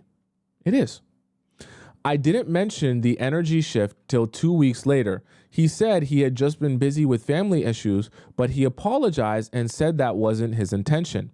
It becomes this cycle where I feel like I like him more than he likes me because he's constantly sending me mixed signals at this point, and I try to cut things off, but he says the right things to make me reconsider. Also, I forgot to mention for June/July, we were only seeing each other at night at my house or his place. So you forgot to mention like the worst thing ever, because that's like the worst thing you could ever say. For an entire 2 months, basically, all you were was DoorDash. He orders you over to his place or he goes over to yours when it's convenient and he has time at night. Not good. That became an issue for me. I brought it up to him during conversation we were having. He said that he hasn't had much time to do much, but I'm sure when he wants to sleep with you, he's got time. Interesting. He also just moved a family member into his house and became their caretaker. I tried to be understanding, but I'd seen him out with his friends all the time, so it felt like a cop-out. Trust me, if you feel like it's a cop-out, it's a cop-out, okay? I can 100% guarantee you. I can assure you, if he was super horned up and it was like, yo, bro, you don't even have enough time to wank yourself off, he'd be like, I'm going to find a way to wank myself off and get that release, okay? I just say that to say guys will make time when they really want to make time, whether it has to be sacrificing sleep, moving things around, reorganizing the schedule. It's a cop-out, like you said. He takes me out on a date later that week. Great time. We had a conversation about what our intentions were with each other and agreed that this is something we want to explore further. Now, I want to preface this by asking you a question. Is this something that you actually both agreed on? Or is this something that you tried to impression upon him because you wanted him to want that? And because he started to get the sense that you wanted him to want that, he mirrored that so that you would be happy. I know that I'm making you, be a pessimist, but this is something that concerns me because of the way you've described the situation. Okay. Then he went a whole day without speaking to me.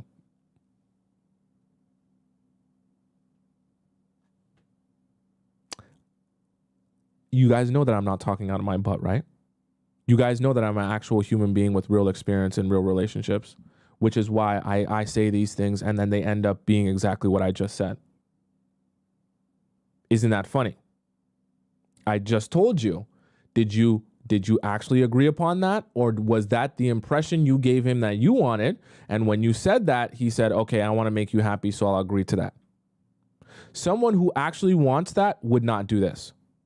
Someone who just said, is trying to appease you, right? And agree with you because he gets the sense that that's what you really want, they will do that.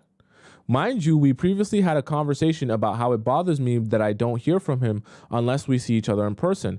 Once he did reach out, I ignored him and did nothing. He started blowing up my phone. I finally answered the next day and told him how he can't give me basic things I require from a guy I'm interested in, so I'm good on it. He pleaded for me to give him another chance, and I gave in. Things have been going great since. He reaches out more and going out occasionally. However, he's still flirtatious with other girls. And once again, he's 24 and very charming. I can't tell if this is something I should keep spending my time on, given that I'm 28 and possibly ready for something serious. Do you think this is something worth pursuing? If so, should I tread lightly or should I move on? Okay, so the situation that you're in, Nala. I want to explain to you a very important idea that I want you to kind of take with you and adopt for the rest of this relationship. I want you, everyone's going to tell you that communication is key and that you should tell people exactly what you want because that's how you're going to get it. That is true, yes. But what also is true at the very beginning when you're dating a stranger, those people, you do not know what their intentions are with you. So sometimes when you're trying to be communicative and you're trying to let people know what you want, what's going to happen is some people with some bad intentions are going to come into your life. They're going to hear that information of what you want, and they're going to do that thing just enough so that they can get access to you. Once they get access to you, they're going to say, actually, I never really wanted to be with you. I just wanted to do the things that you wanted me to do to get access to you. I'm good now. I'm going to go back to doing what I actually want to do, which is whatever I want. That's the thing about communication. So when you're trying to tell people, hey, please text me more, please do this, please ask me out, please be a gentleman, please whatever it is, right, of the stranger, because you want to turn that stranger, because you want to like him and you want this to work out, you want to turn him into what you're looking for. Rather than meeting someone and observing them and allowing them to show you if they are what you're looking for. So Nala, what I want you to do in your situation, you don't need to stop dating him, but you need to pull back on trying to get him to be what you're looking for. And I want you to adopt the mindset that rather than continuously asking you to do this and do that and do this and do that and be this and be that, I'm going to sit back, I'm going to relax, I'm going to have my notebook of my already existing criteria of what I'm looking for in a man, and I'm going to hold that criteria up to you and see to myself, are you this? If the answer is yes, is the answer yes or no? Are you this? Is the answer yes or no? Are you this? Is the answer yes or no? And you're determining, you, the guy that I'm dating, are you in line with what I'm already looking for in a partner? If the answer to my question is no, then I don't explore a relationship with you whatsoever at all. I don't sit here trying to, do this and do that and say this and say that to try to get you to be what's on my page. I sit here and simply say, my page is already existing. If you are who I'm looking for, you'll fit what my page is. If you're not who I'm looking for, you won't fit what my page is, and I'll move on and look for someone who does. I'm not going to try to turn you into what's on my page. And I'm damn sure what you definitely should not be doing is adjusting what's on your page based on what you're getting from him. You need to be firm in what you're looking for, but then also give him the space to show you if he is that, not assuming that he'll be that just by simply, trying to beg and plead for him to be more of that. Okay? So I want you to hold back on, you said you already took a little bit of space from him and then he reached out to you. But now, from now on, when you're talking about the dates or the consistency, if he chooses to disappear for you for the next 2 weeks, let him disappear. If he chooses to not text you for the next 2 weeks or whatever, let him not text you for the next 2 weeks. If he chooses to not ask you out for the next month again and go on this weird hiatus, let him do that. And at a certain point, you have to say to yourself, the only thing you've been consistent in is your inconsistency. And I know, based on my criteria, I am not looking for a man who is consistently inconsistent. Big X on you, and you are done now. And that has to be how simple your life and your relationships are. Your criteria is your criteria. It doesn't get changed or adjusted for anyone. And if he shows you that he doesn't fit your criteria, you move the heck on. You don't try to get him to be what your criteria is. Okay? I hope that makes sense for you. Now let's go into the free relationship advice section. That was the only premium one we had today. And let's answer a few of these questions here, okay? So we'll start off with BB. BB says, hi. So I've been with this guy for a year now, and everything was going great. But recently, okay, this week, he has been on a week trip with his friends, and his messages have been very inconsistent, and he has been ignoring me all day ever since he's been gone. For example, he would message me good morning and then nothing for a whole day and then good night. No conversation, updates, or anything. I mentioned his behavior, and he kept making excuses, saying he's busy. He has no service, etc. It was always an excuse, which I didn't believe because I saw his friends posting on Instagram.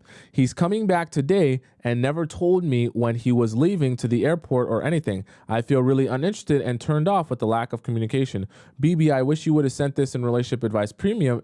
Guys, if you have a question that's time sensitive, please donate to the show and send it in Relationship Advice Premium so I can answer it promptly, because your question's going to get lost in the shuffle because I have to go first come, first serve. And if your question's time sensitive, by the time I get to it, the situation might be over already. But BB, in your situation, for what you were experiencing at the time, if someone is showing you that clearly they're only consistent in being very inconsistent, that is also a sign. So then, like I said in our last question, you have to then make the decision for yourself. Am I here to be in a relationship with a guy who's consistently inconsistent? If the answer to your question is no, then why am I exploring this relationship on an ongoing basis? It just doesn't make sense. Okay? So if he's showing you that he's going out on a trip, no conversation, no updates, he just goes and he does his own thing, that should let you know that he's not taking this relationship as seriously as you thought it might be. And it's actually good if you don't text him or don't message him and don't call him, because then it really confirms to you in your mind what he actually wanted to do, right? Because it's so much better for him to show you that if you don't text him or reach out to him, he's going to go out on this trip and never speak to you. That tells you how much interest in you he actually has. Because the thing about it is, you as a woman, you have to be very careful of knowing if a guy is pursuing you is actually interested in you for real, or if he's just kind of faking interest in you to try to get to be able to sleep with you. And you got to be able to gauge that by allowing him the space to do what he wants to do. I know it sounds like manipulation. It is, but you'll be able to get what you want because you'll be able to know what do you actually want out of this. Because a guy with a lot of intention is not going to care whether or not you reach out to him. He's going to reach out to you because he wants to be with you. Now, a guy who's faking his interest in you and only wants you to do all the work is not going to be reaching out to you. And then if you guys don't talk, he's going to blame it on you not reaching out to him. So very important that you're able to give guys the space so that you can gauge what his interest is in you. And if you're telling me that this inconsistency is exactly what you don't want, then you're telling me this relationship overall isn't for you, point blank, period. Okay. Next here we have, let's see. Scroll. Let's see here. We have Valia. So Valia says, I have so many questions. Okay. First of all, does timing exist? Second of all, doing pineapple-y things with men, but not completely sleeping with them on the third date, is it a bad thing? So if you're asking like, is it possible to have the right person at the wrong time? No, that's not a real thing. Right person will also be the right person because they come at the right time. That's just how that works. That's how I believe it in it, at least. Second, doing pineapple-y things with men, but not completely sleeping with them on the third date, is that a bad thing? I've actually talked about this before, and the answer to that is yes. See, if you spread your legs wide open and he buries his face inside your squirtle, it's still bad, okay? Him eating you out is still bad. I don't care if you think you're the queen of everything because you're spreading your legs and you're not doing anything for him while he buries his face inside of you. You're still making him feel like, oh, I'm almost there. I'm almost to the finish line. Listen to me.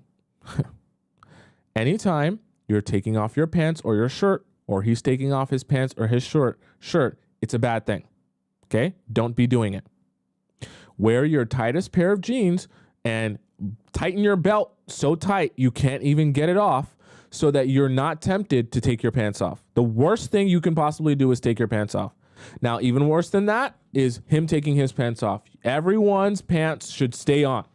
Ain't no massaging, ain't no nothing, okay? No reason your pants should come off, no reason your shirt should come off. Same thing for him. Right? Avoid those massages. You can give him a hand massage if you want, but avoid those massages because those massages always turn into something more than that. Okay. Let's get so for real. Massages are never just for the massage. None of us are masseuses here.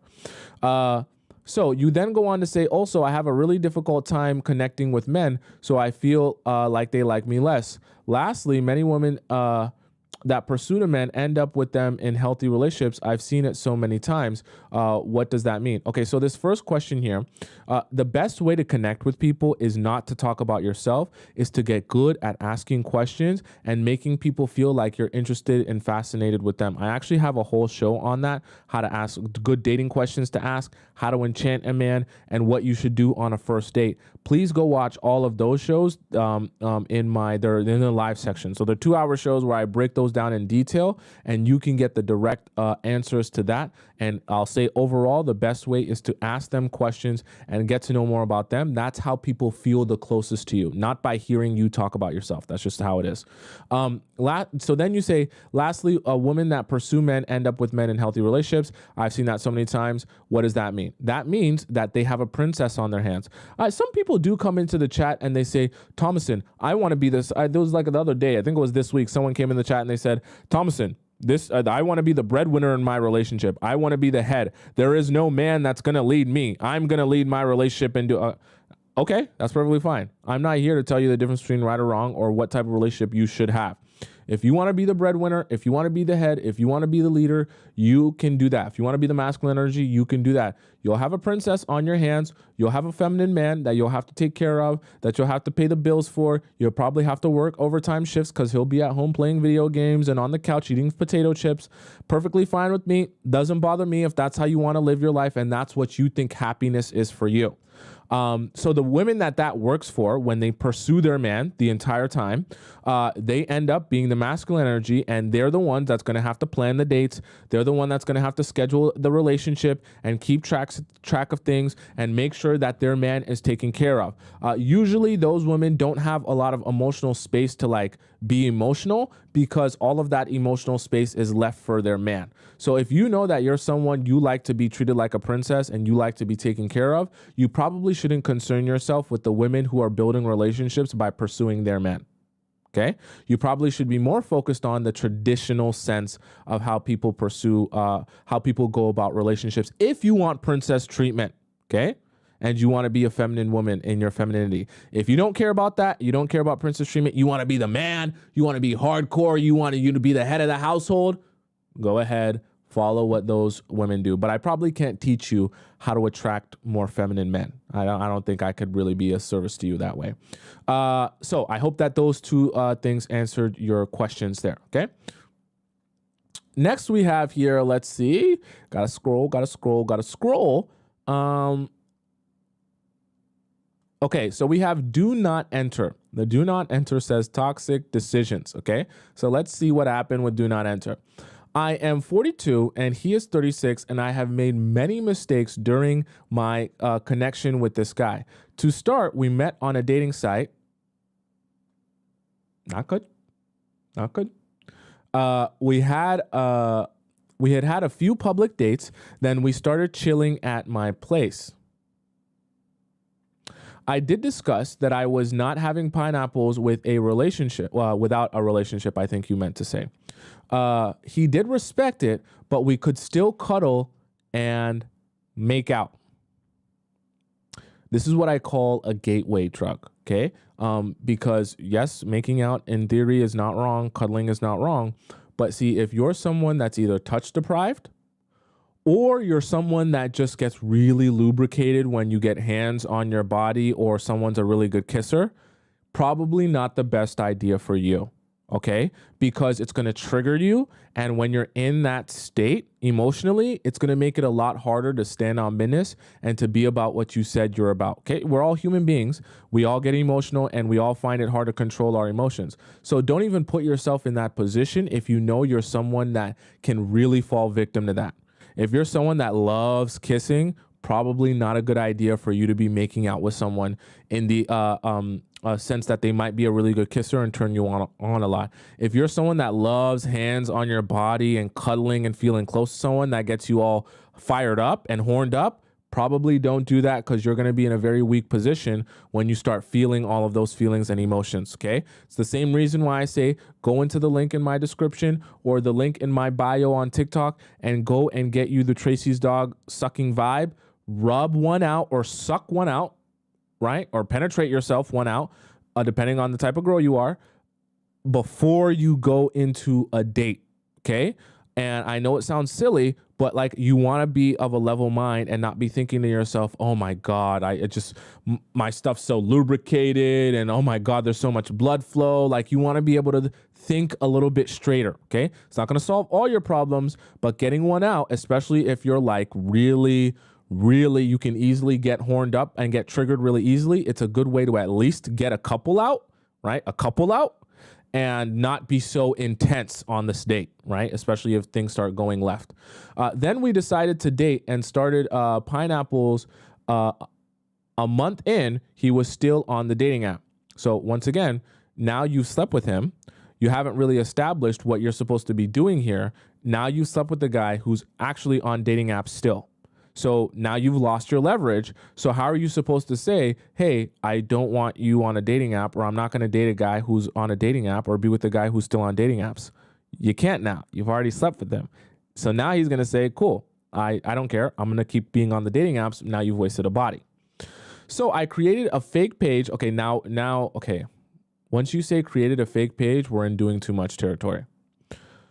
You see what happens when you lose your leverage? You start trying to do things to gain back the leverage instead of just not sleeping with him in the first place. I created a fake page, and lo and behold, he started chatting me up, but the fake me. So of course, I think you meant to say freaked out after he canceled a date with me to continue to chat up fake me all night. This is insane. This is insane. So you're actually holding a conversation as a fake version of someone else random with the guy that you're talking to. So I made him think he was meeting the fake me later that day. I didn't go through with it because I was so pissed. So I called him and explained that the girl he was chatting up was me. Now he doesn't have her or me in real life. We broke up. did you actually break up? Because the story goes on. So a few months passed. He contacted me saying all this stuff about how he misses me and he can't get past me and I am the best. So I give him some pushback and he keeps pushing to see me, and I decided to see him. He again claimed to want the relationship and begged me. And we discussed the issue of the dating site. And he said he was scared and he was scared that he was falling in love and that scared him. He was scared of falling in love with you. So he chatted up another girl and planned to meet her in person because of how scared he was of falling in love with you. So his fear of falling in love with you made him meet another girl over a dating app that's meant to meet people that you intend to date. Yeah, makes perfect sense. Let's go on. Yeah, right, sure. But of course, I liked him. So we are in a relationship. So you've made an exception for a guy because you liked that guy, despite him not showing you anything that you expect from a man in a relationship. Exactly the wrong thing to do. But I don't feel like we are all we do is chill at my place and binge and watch shows. So you're friends with benefits, basically, not a girlfriend. So I discussed with him again about growing things, and now he is withdrawing again. Lack of communication and less dates. I asked him through text if we were in a relationship or not. Let's see how he responds. He responded by saying it was too heavy and he would get back to me in a day or two.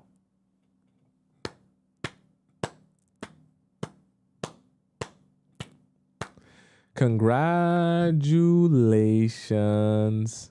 Do not enter. You have officially played yourself.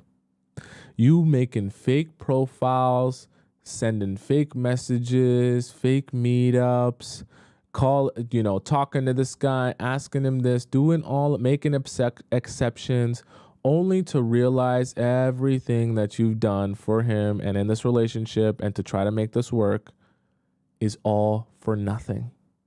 Even to your face, he couldn't even claim you as his girlfriend. He couldn't even fake it.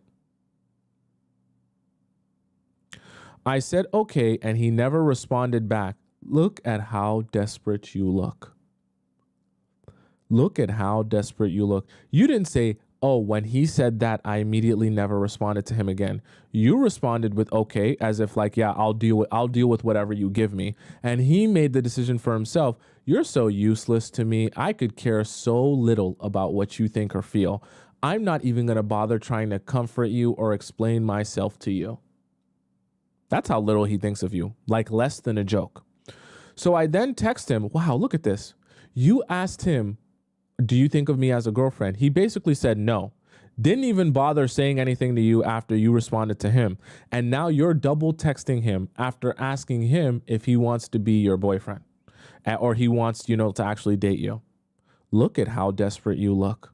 Look at how crazily desperate you look. So I then text him and say that I would take his silence as a no. You think? He didn't respond. Look at...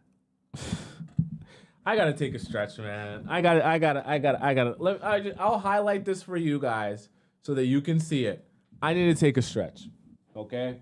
Because this is great. Wow. Okay. Wow. Wow. This guy. Do not enter. Do not ever talk to this man again. I don't understand why you keep going back to this well of embarrassment. He already has communicated to you he does not want you or to be in a relationship with you. And you know what? I feel bad for you, but I also want to ask you, he's making it actually really clear how he feels. And you're putting yourself in more pain by continuing to push when you know the answer. And it's almost like, I feel like he's almost trying to be nice about it, but like you keep pushing, you know that he doesn't want to be with you. I don't even like, how can you possibly justify in your own mind that asking someone, oh, do you want to be in a relationship or not? And they never respond to you. How can you possibly justify in your mind that that means anything but no? So you continuing to ask him and reach out to him as if you need confirmation on what his answer is, you know his answer. You're just continuing to like, put yourself through some trauma by continuing to ask something you already know the answer to. So I am now pissed and sent him a photo of me with another guy. How old are you? How old are you? Did you say in your...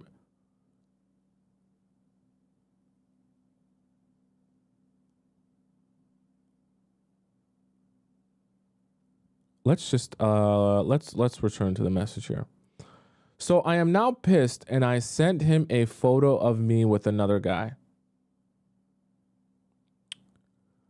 Lo and behold, he texted and said, damn, my bad. I wish you well. So what now? What do I do? Oh, you're asking me, what do I do? So he said, damn, my bad. I wish you well. You're actually asking me what you should do? You're confused on what you should do? Okay, I'm going to make this very simple for you. Do not enter. You should block him on everything. Not even for him. You should block him for yourself so that you're not tempted to reach out to him again, because you have shown yourself to be more than willing to embarrass the hell out of yourself and continue to message him despite him making it very clear to you he doesn't want you.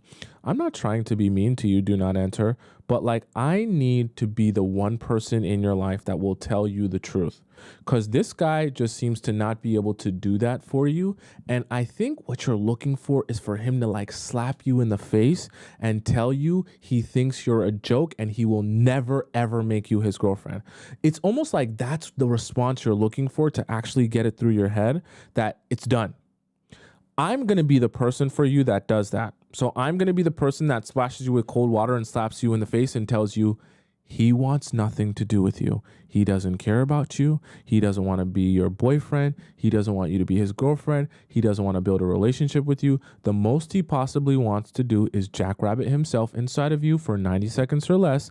After that, he wants nothing to do with you. He doesn't want to take you on no dates. He doesn't even want, if he could watch Netflix on your Netflix account instead of his, he would do that.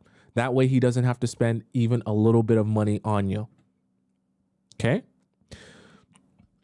This doesn't mean that you're a bad person or that nobody wants you, but I need you to like, I need you to break yourself out of the cycle of literally, or first of all, hurting your self-esteem, because every time you ask him and he basically turns you down, it puts you a little bit lower in the self-esteem. Secondly, I need you to stop wasting your time on this guy that clearly doesn't want anything to do with you. And wow, for you to, I'm not age shaming you, but for you to say that you, in response to him, sent him a photo of you with another guy, that's high school stuff. Okay. And I would like to think that you're better than that. Okay. You're a grown woman. Okay. So sending a man pics of you with another guy because you're upset that he doesn't want you, that's high school stuff. Okay. They don't even do that in the show Euphoria. Okay. And that show's about high school students. So I say that to say you need to pick your dignity off the floor, get super real with yourself, and actually start going out and first of all, investing into yourself, and then eventually building relationships with people who actually want to be with you. Anytime you have to beg this much for any attention or for to get an answer from a guy if he wants to be with you, the answer is always no. If you even have to question or ask that question, the answer is no. Okay? You shouldn't have to question it, and you damn sure shouldn't have to ask him. And 100,000%, if he doesn't give you an answer, the answer is always no. Okay? Never forget that. So I want you to block him on everything, not because he's going to message you. He won't. I want you to block him on everything so you don't feel, because I seen you say down here that you have a revengeful spirit. What actually is happening is that your ego is hurt that this guy doesn't want you. So what your ego is going to tell you to do is, why don't you reach out to him one more time, say one more thing to him, and why don't you reel him back in so that you can play him or make him feel like, you're the one that doesn't want him. You're going to be, your ego is going to convince you that reaching out to him continuously is going to help you play this game where he's going to see what he's missing out on. In reality, he doesn't miss anything about you because he never even wanted you in the first place. So when you come back, you're going to continue making yourself look more and more and more stupid. Meanwhile, he's not even noticing you or caring about you or thinking about you. So you're thinking you're getting revenge by reaching out to a guy consistently that doesn't want you or care about you. And it's such a waste of your time. And you only end up digging a deeper and deeper hole for yourself of embarrassing yourself and feeling worse about yourself. Because by the time, like you mentioned here, you're making fake pages and you're talking to him off of a different account to what? Get in a relationship with him and make him feel like he's dating a different person so that he realizes it's you and he realizes how stupid. He's not going to realize how stupid he is. He's just going to realize that you're so embarrassing, you can't just let it go and take your L. Okay? We all take L's, but there's a certain skill to be able to understand when to cut your losses because it's an L. Okay? Yes, you gave your body to a guy who doesn't want you. It's a mistake. We all make mistakes. We're all human beings. It's better to realize it's a mistake and why it became a mistake, analyze the situation to make sure it never happens again, than to continue going back to this well, feeling like, oh, I can correct this or make this right. You will never be able to correct wasting a body on him. I'll just let you know that. Sleep. I know that's painful, but the more you soak it in and breathe it in, you'll be able to eventually sleep at night at some point. Okay? It'll be painful for a while. Eventually, it'll subside. You'll never be able to take back wasting a body on him. What you can do for the rest of your future is figure out why this happened the way that it happened, analyze the situation, and realize in your future relationships how to be patient and extract information before you sleep with someone willy-nilly. Okay? That's my advice to you. Do not enter. Next, we have here, let's see, we'll do one more. Okay, so we have Krika? Sarisa? Krika? Oh, no. We'll say Sirsa. Real break or just a test? Hello, Tomisin. My boyfriend of a year and a half broke up with me over something so minor. Let's see. I'm 26 and he's 32. Basically, he snapped at me. I made a jealous comment about his homegirl. What do you mean by his homegirl? His best friend? And he twisted it and turned it against me and brings up my past, how a bunch of guys on social media always comment and such. He's quite the jealous type. And at one point, I just deleted all mails from my IG so we can move forward from that issue. He snapped. I packed my stuff since I would always be sleeping over on the weekends at his place and went straight into no contact. 2 days ago, he hit me up over something dumb, how I took his charger. Then he found it. And then he even hit me up over something that came back in stock that I wanted. I just left him on red. I noticed he automatically stopped looking at my stories on IG after the breakup while I was still watching his for a week. I noticed he's drinking more than usual. On the second week, I stopped watching his stories. On the third week, he unfollows me and removed me as his follower. On the fourth week, I had to break no contact because I was mailed him something that I knew I was going to give him. So you were mailed something to your house that you were going to give him? So throw it away. And he mentioned I had left some stuff at his house. Yeah, the oldest trick in the book. And even suggested I could pick it up whenever we hang out. Kind of applies directly to what we were talking about today. What a waste of time. I told him to mail it or throw it away. Oh, sorry. Wait, I thought you said you had to break it because you were mailed something. But you told him to mail it or throw it away. What is he thinking? Does he only want me around to degrade me? He gave me too much princess treatment, so there's no doubt in my mind he didn't love me. Did he regret it? It's been over a month and he hasn't reached out for nothing serious, like to get back together or anything. I'm working on moving on currently. Okay. So the most important part of this message, it was actually the smallest piece of this message, and I know this because I'm a guy. When you say he became jealous over a comment you made about his homegirl, you want to know what that makes me ponder on? Why is a comment of his homegirl striking such a deep nerve within him that it escalates this fight to a point where you guys break up?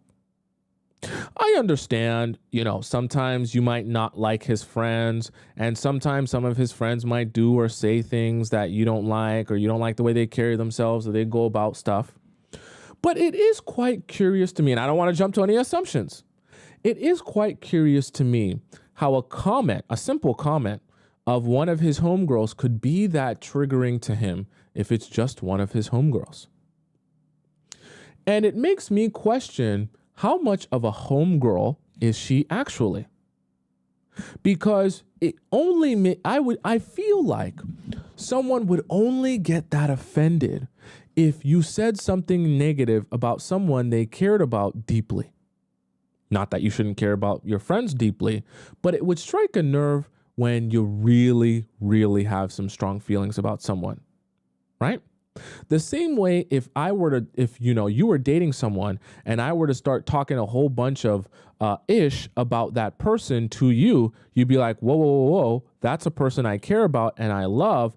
I'm not just going to let you talk a whole bunch of ish about them to me, right? So when you say this, right, that this literally spiraled into you guys ending the relationship, it makes me want to ask you, well, how much digging have you done on this homegirl and their relationship together? Because you say he's quite the jealous type, but usually jealous guys are the most jealous over the girls, the woman that he loves. They're not just jealous over strangers. They're not just jealous over casual friends. They're not just jealous over acquaintances or coworkers. Even the jealous guys channel their jealousy for the girls and the women that they really actually care about. It's not just a general thing. So I ask you again, what is the reason that a homegirl could trigger his jealousy to the point where you guys break up? And I think that's the question you should have actually been wondering about and asking yourself in the relationship. Obviously, the relationship's over now. But I do think that's probably the answer to that question is probably the root of why this has transpired. Because I feel like throughout your relationship, you probably haven't gathered enough information about what's going on with him inside his mind and inside his friendships. And I'll give you and everyone else a newsflash. Any guy that you date, you should be exploring deeply into all of his close friendships. Some of them will be guys, but some of them might also be girls. So you definitely need to make sure you dig deep into his friendships and make sure that they're actually just friends. Because some of you will find out that the home girl actually means a lot more to him than just being a cool friend. And that's important information to have if you're trying to build with someone. So to answer your question directly, I don't think he necessarily regretted anything, and I don't think that any of what I just asked you can speak for the fact of he may have not cared about you or anything like that. But what I do want to say is having you back around is a real convenient way to stay in contact with you as a college degree, if you watch today's show, a college degree that he can fall back on. Meanwhile, maybe in that time span, he then instead pursues the homegirl. But because pursuing the homegirl has only ended in him getting rejected, which is why she's still the homegirl, maybe he needs you as a backup plan in case things with the homegirl doesn't work out. Now, obviously, this is an assumption because I have a lot less information because I don't know why you guys broke up or the status of this homegirl.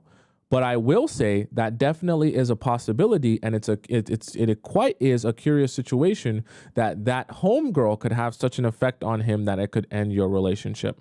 Quite interesting, I'll say that. So I do think it mostly has to do with being able to keep you around, that he could maybe explore what's going on with this girl.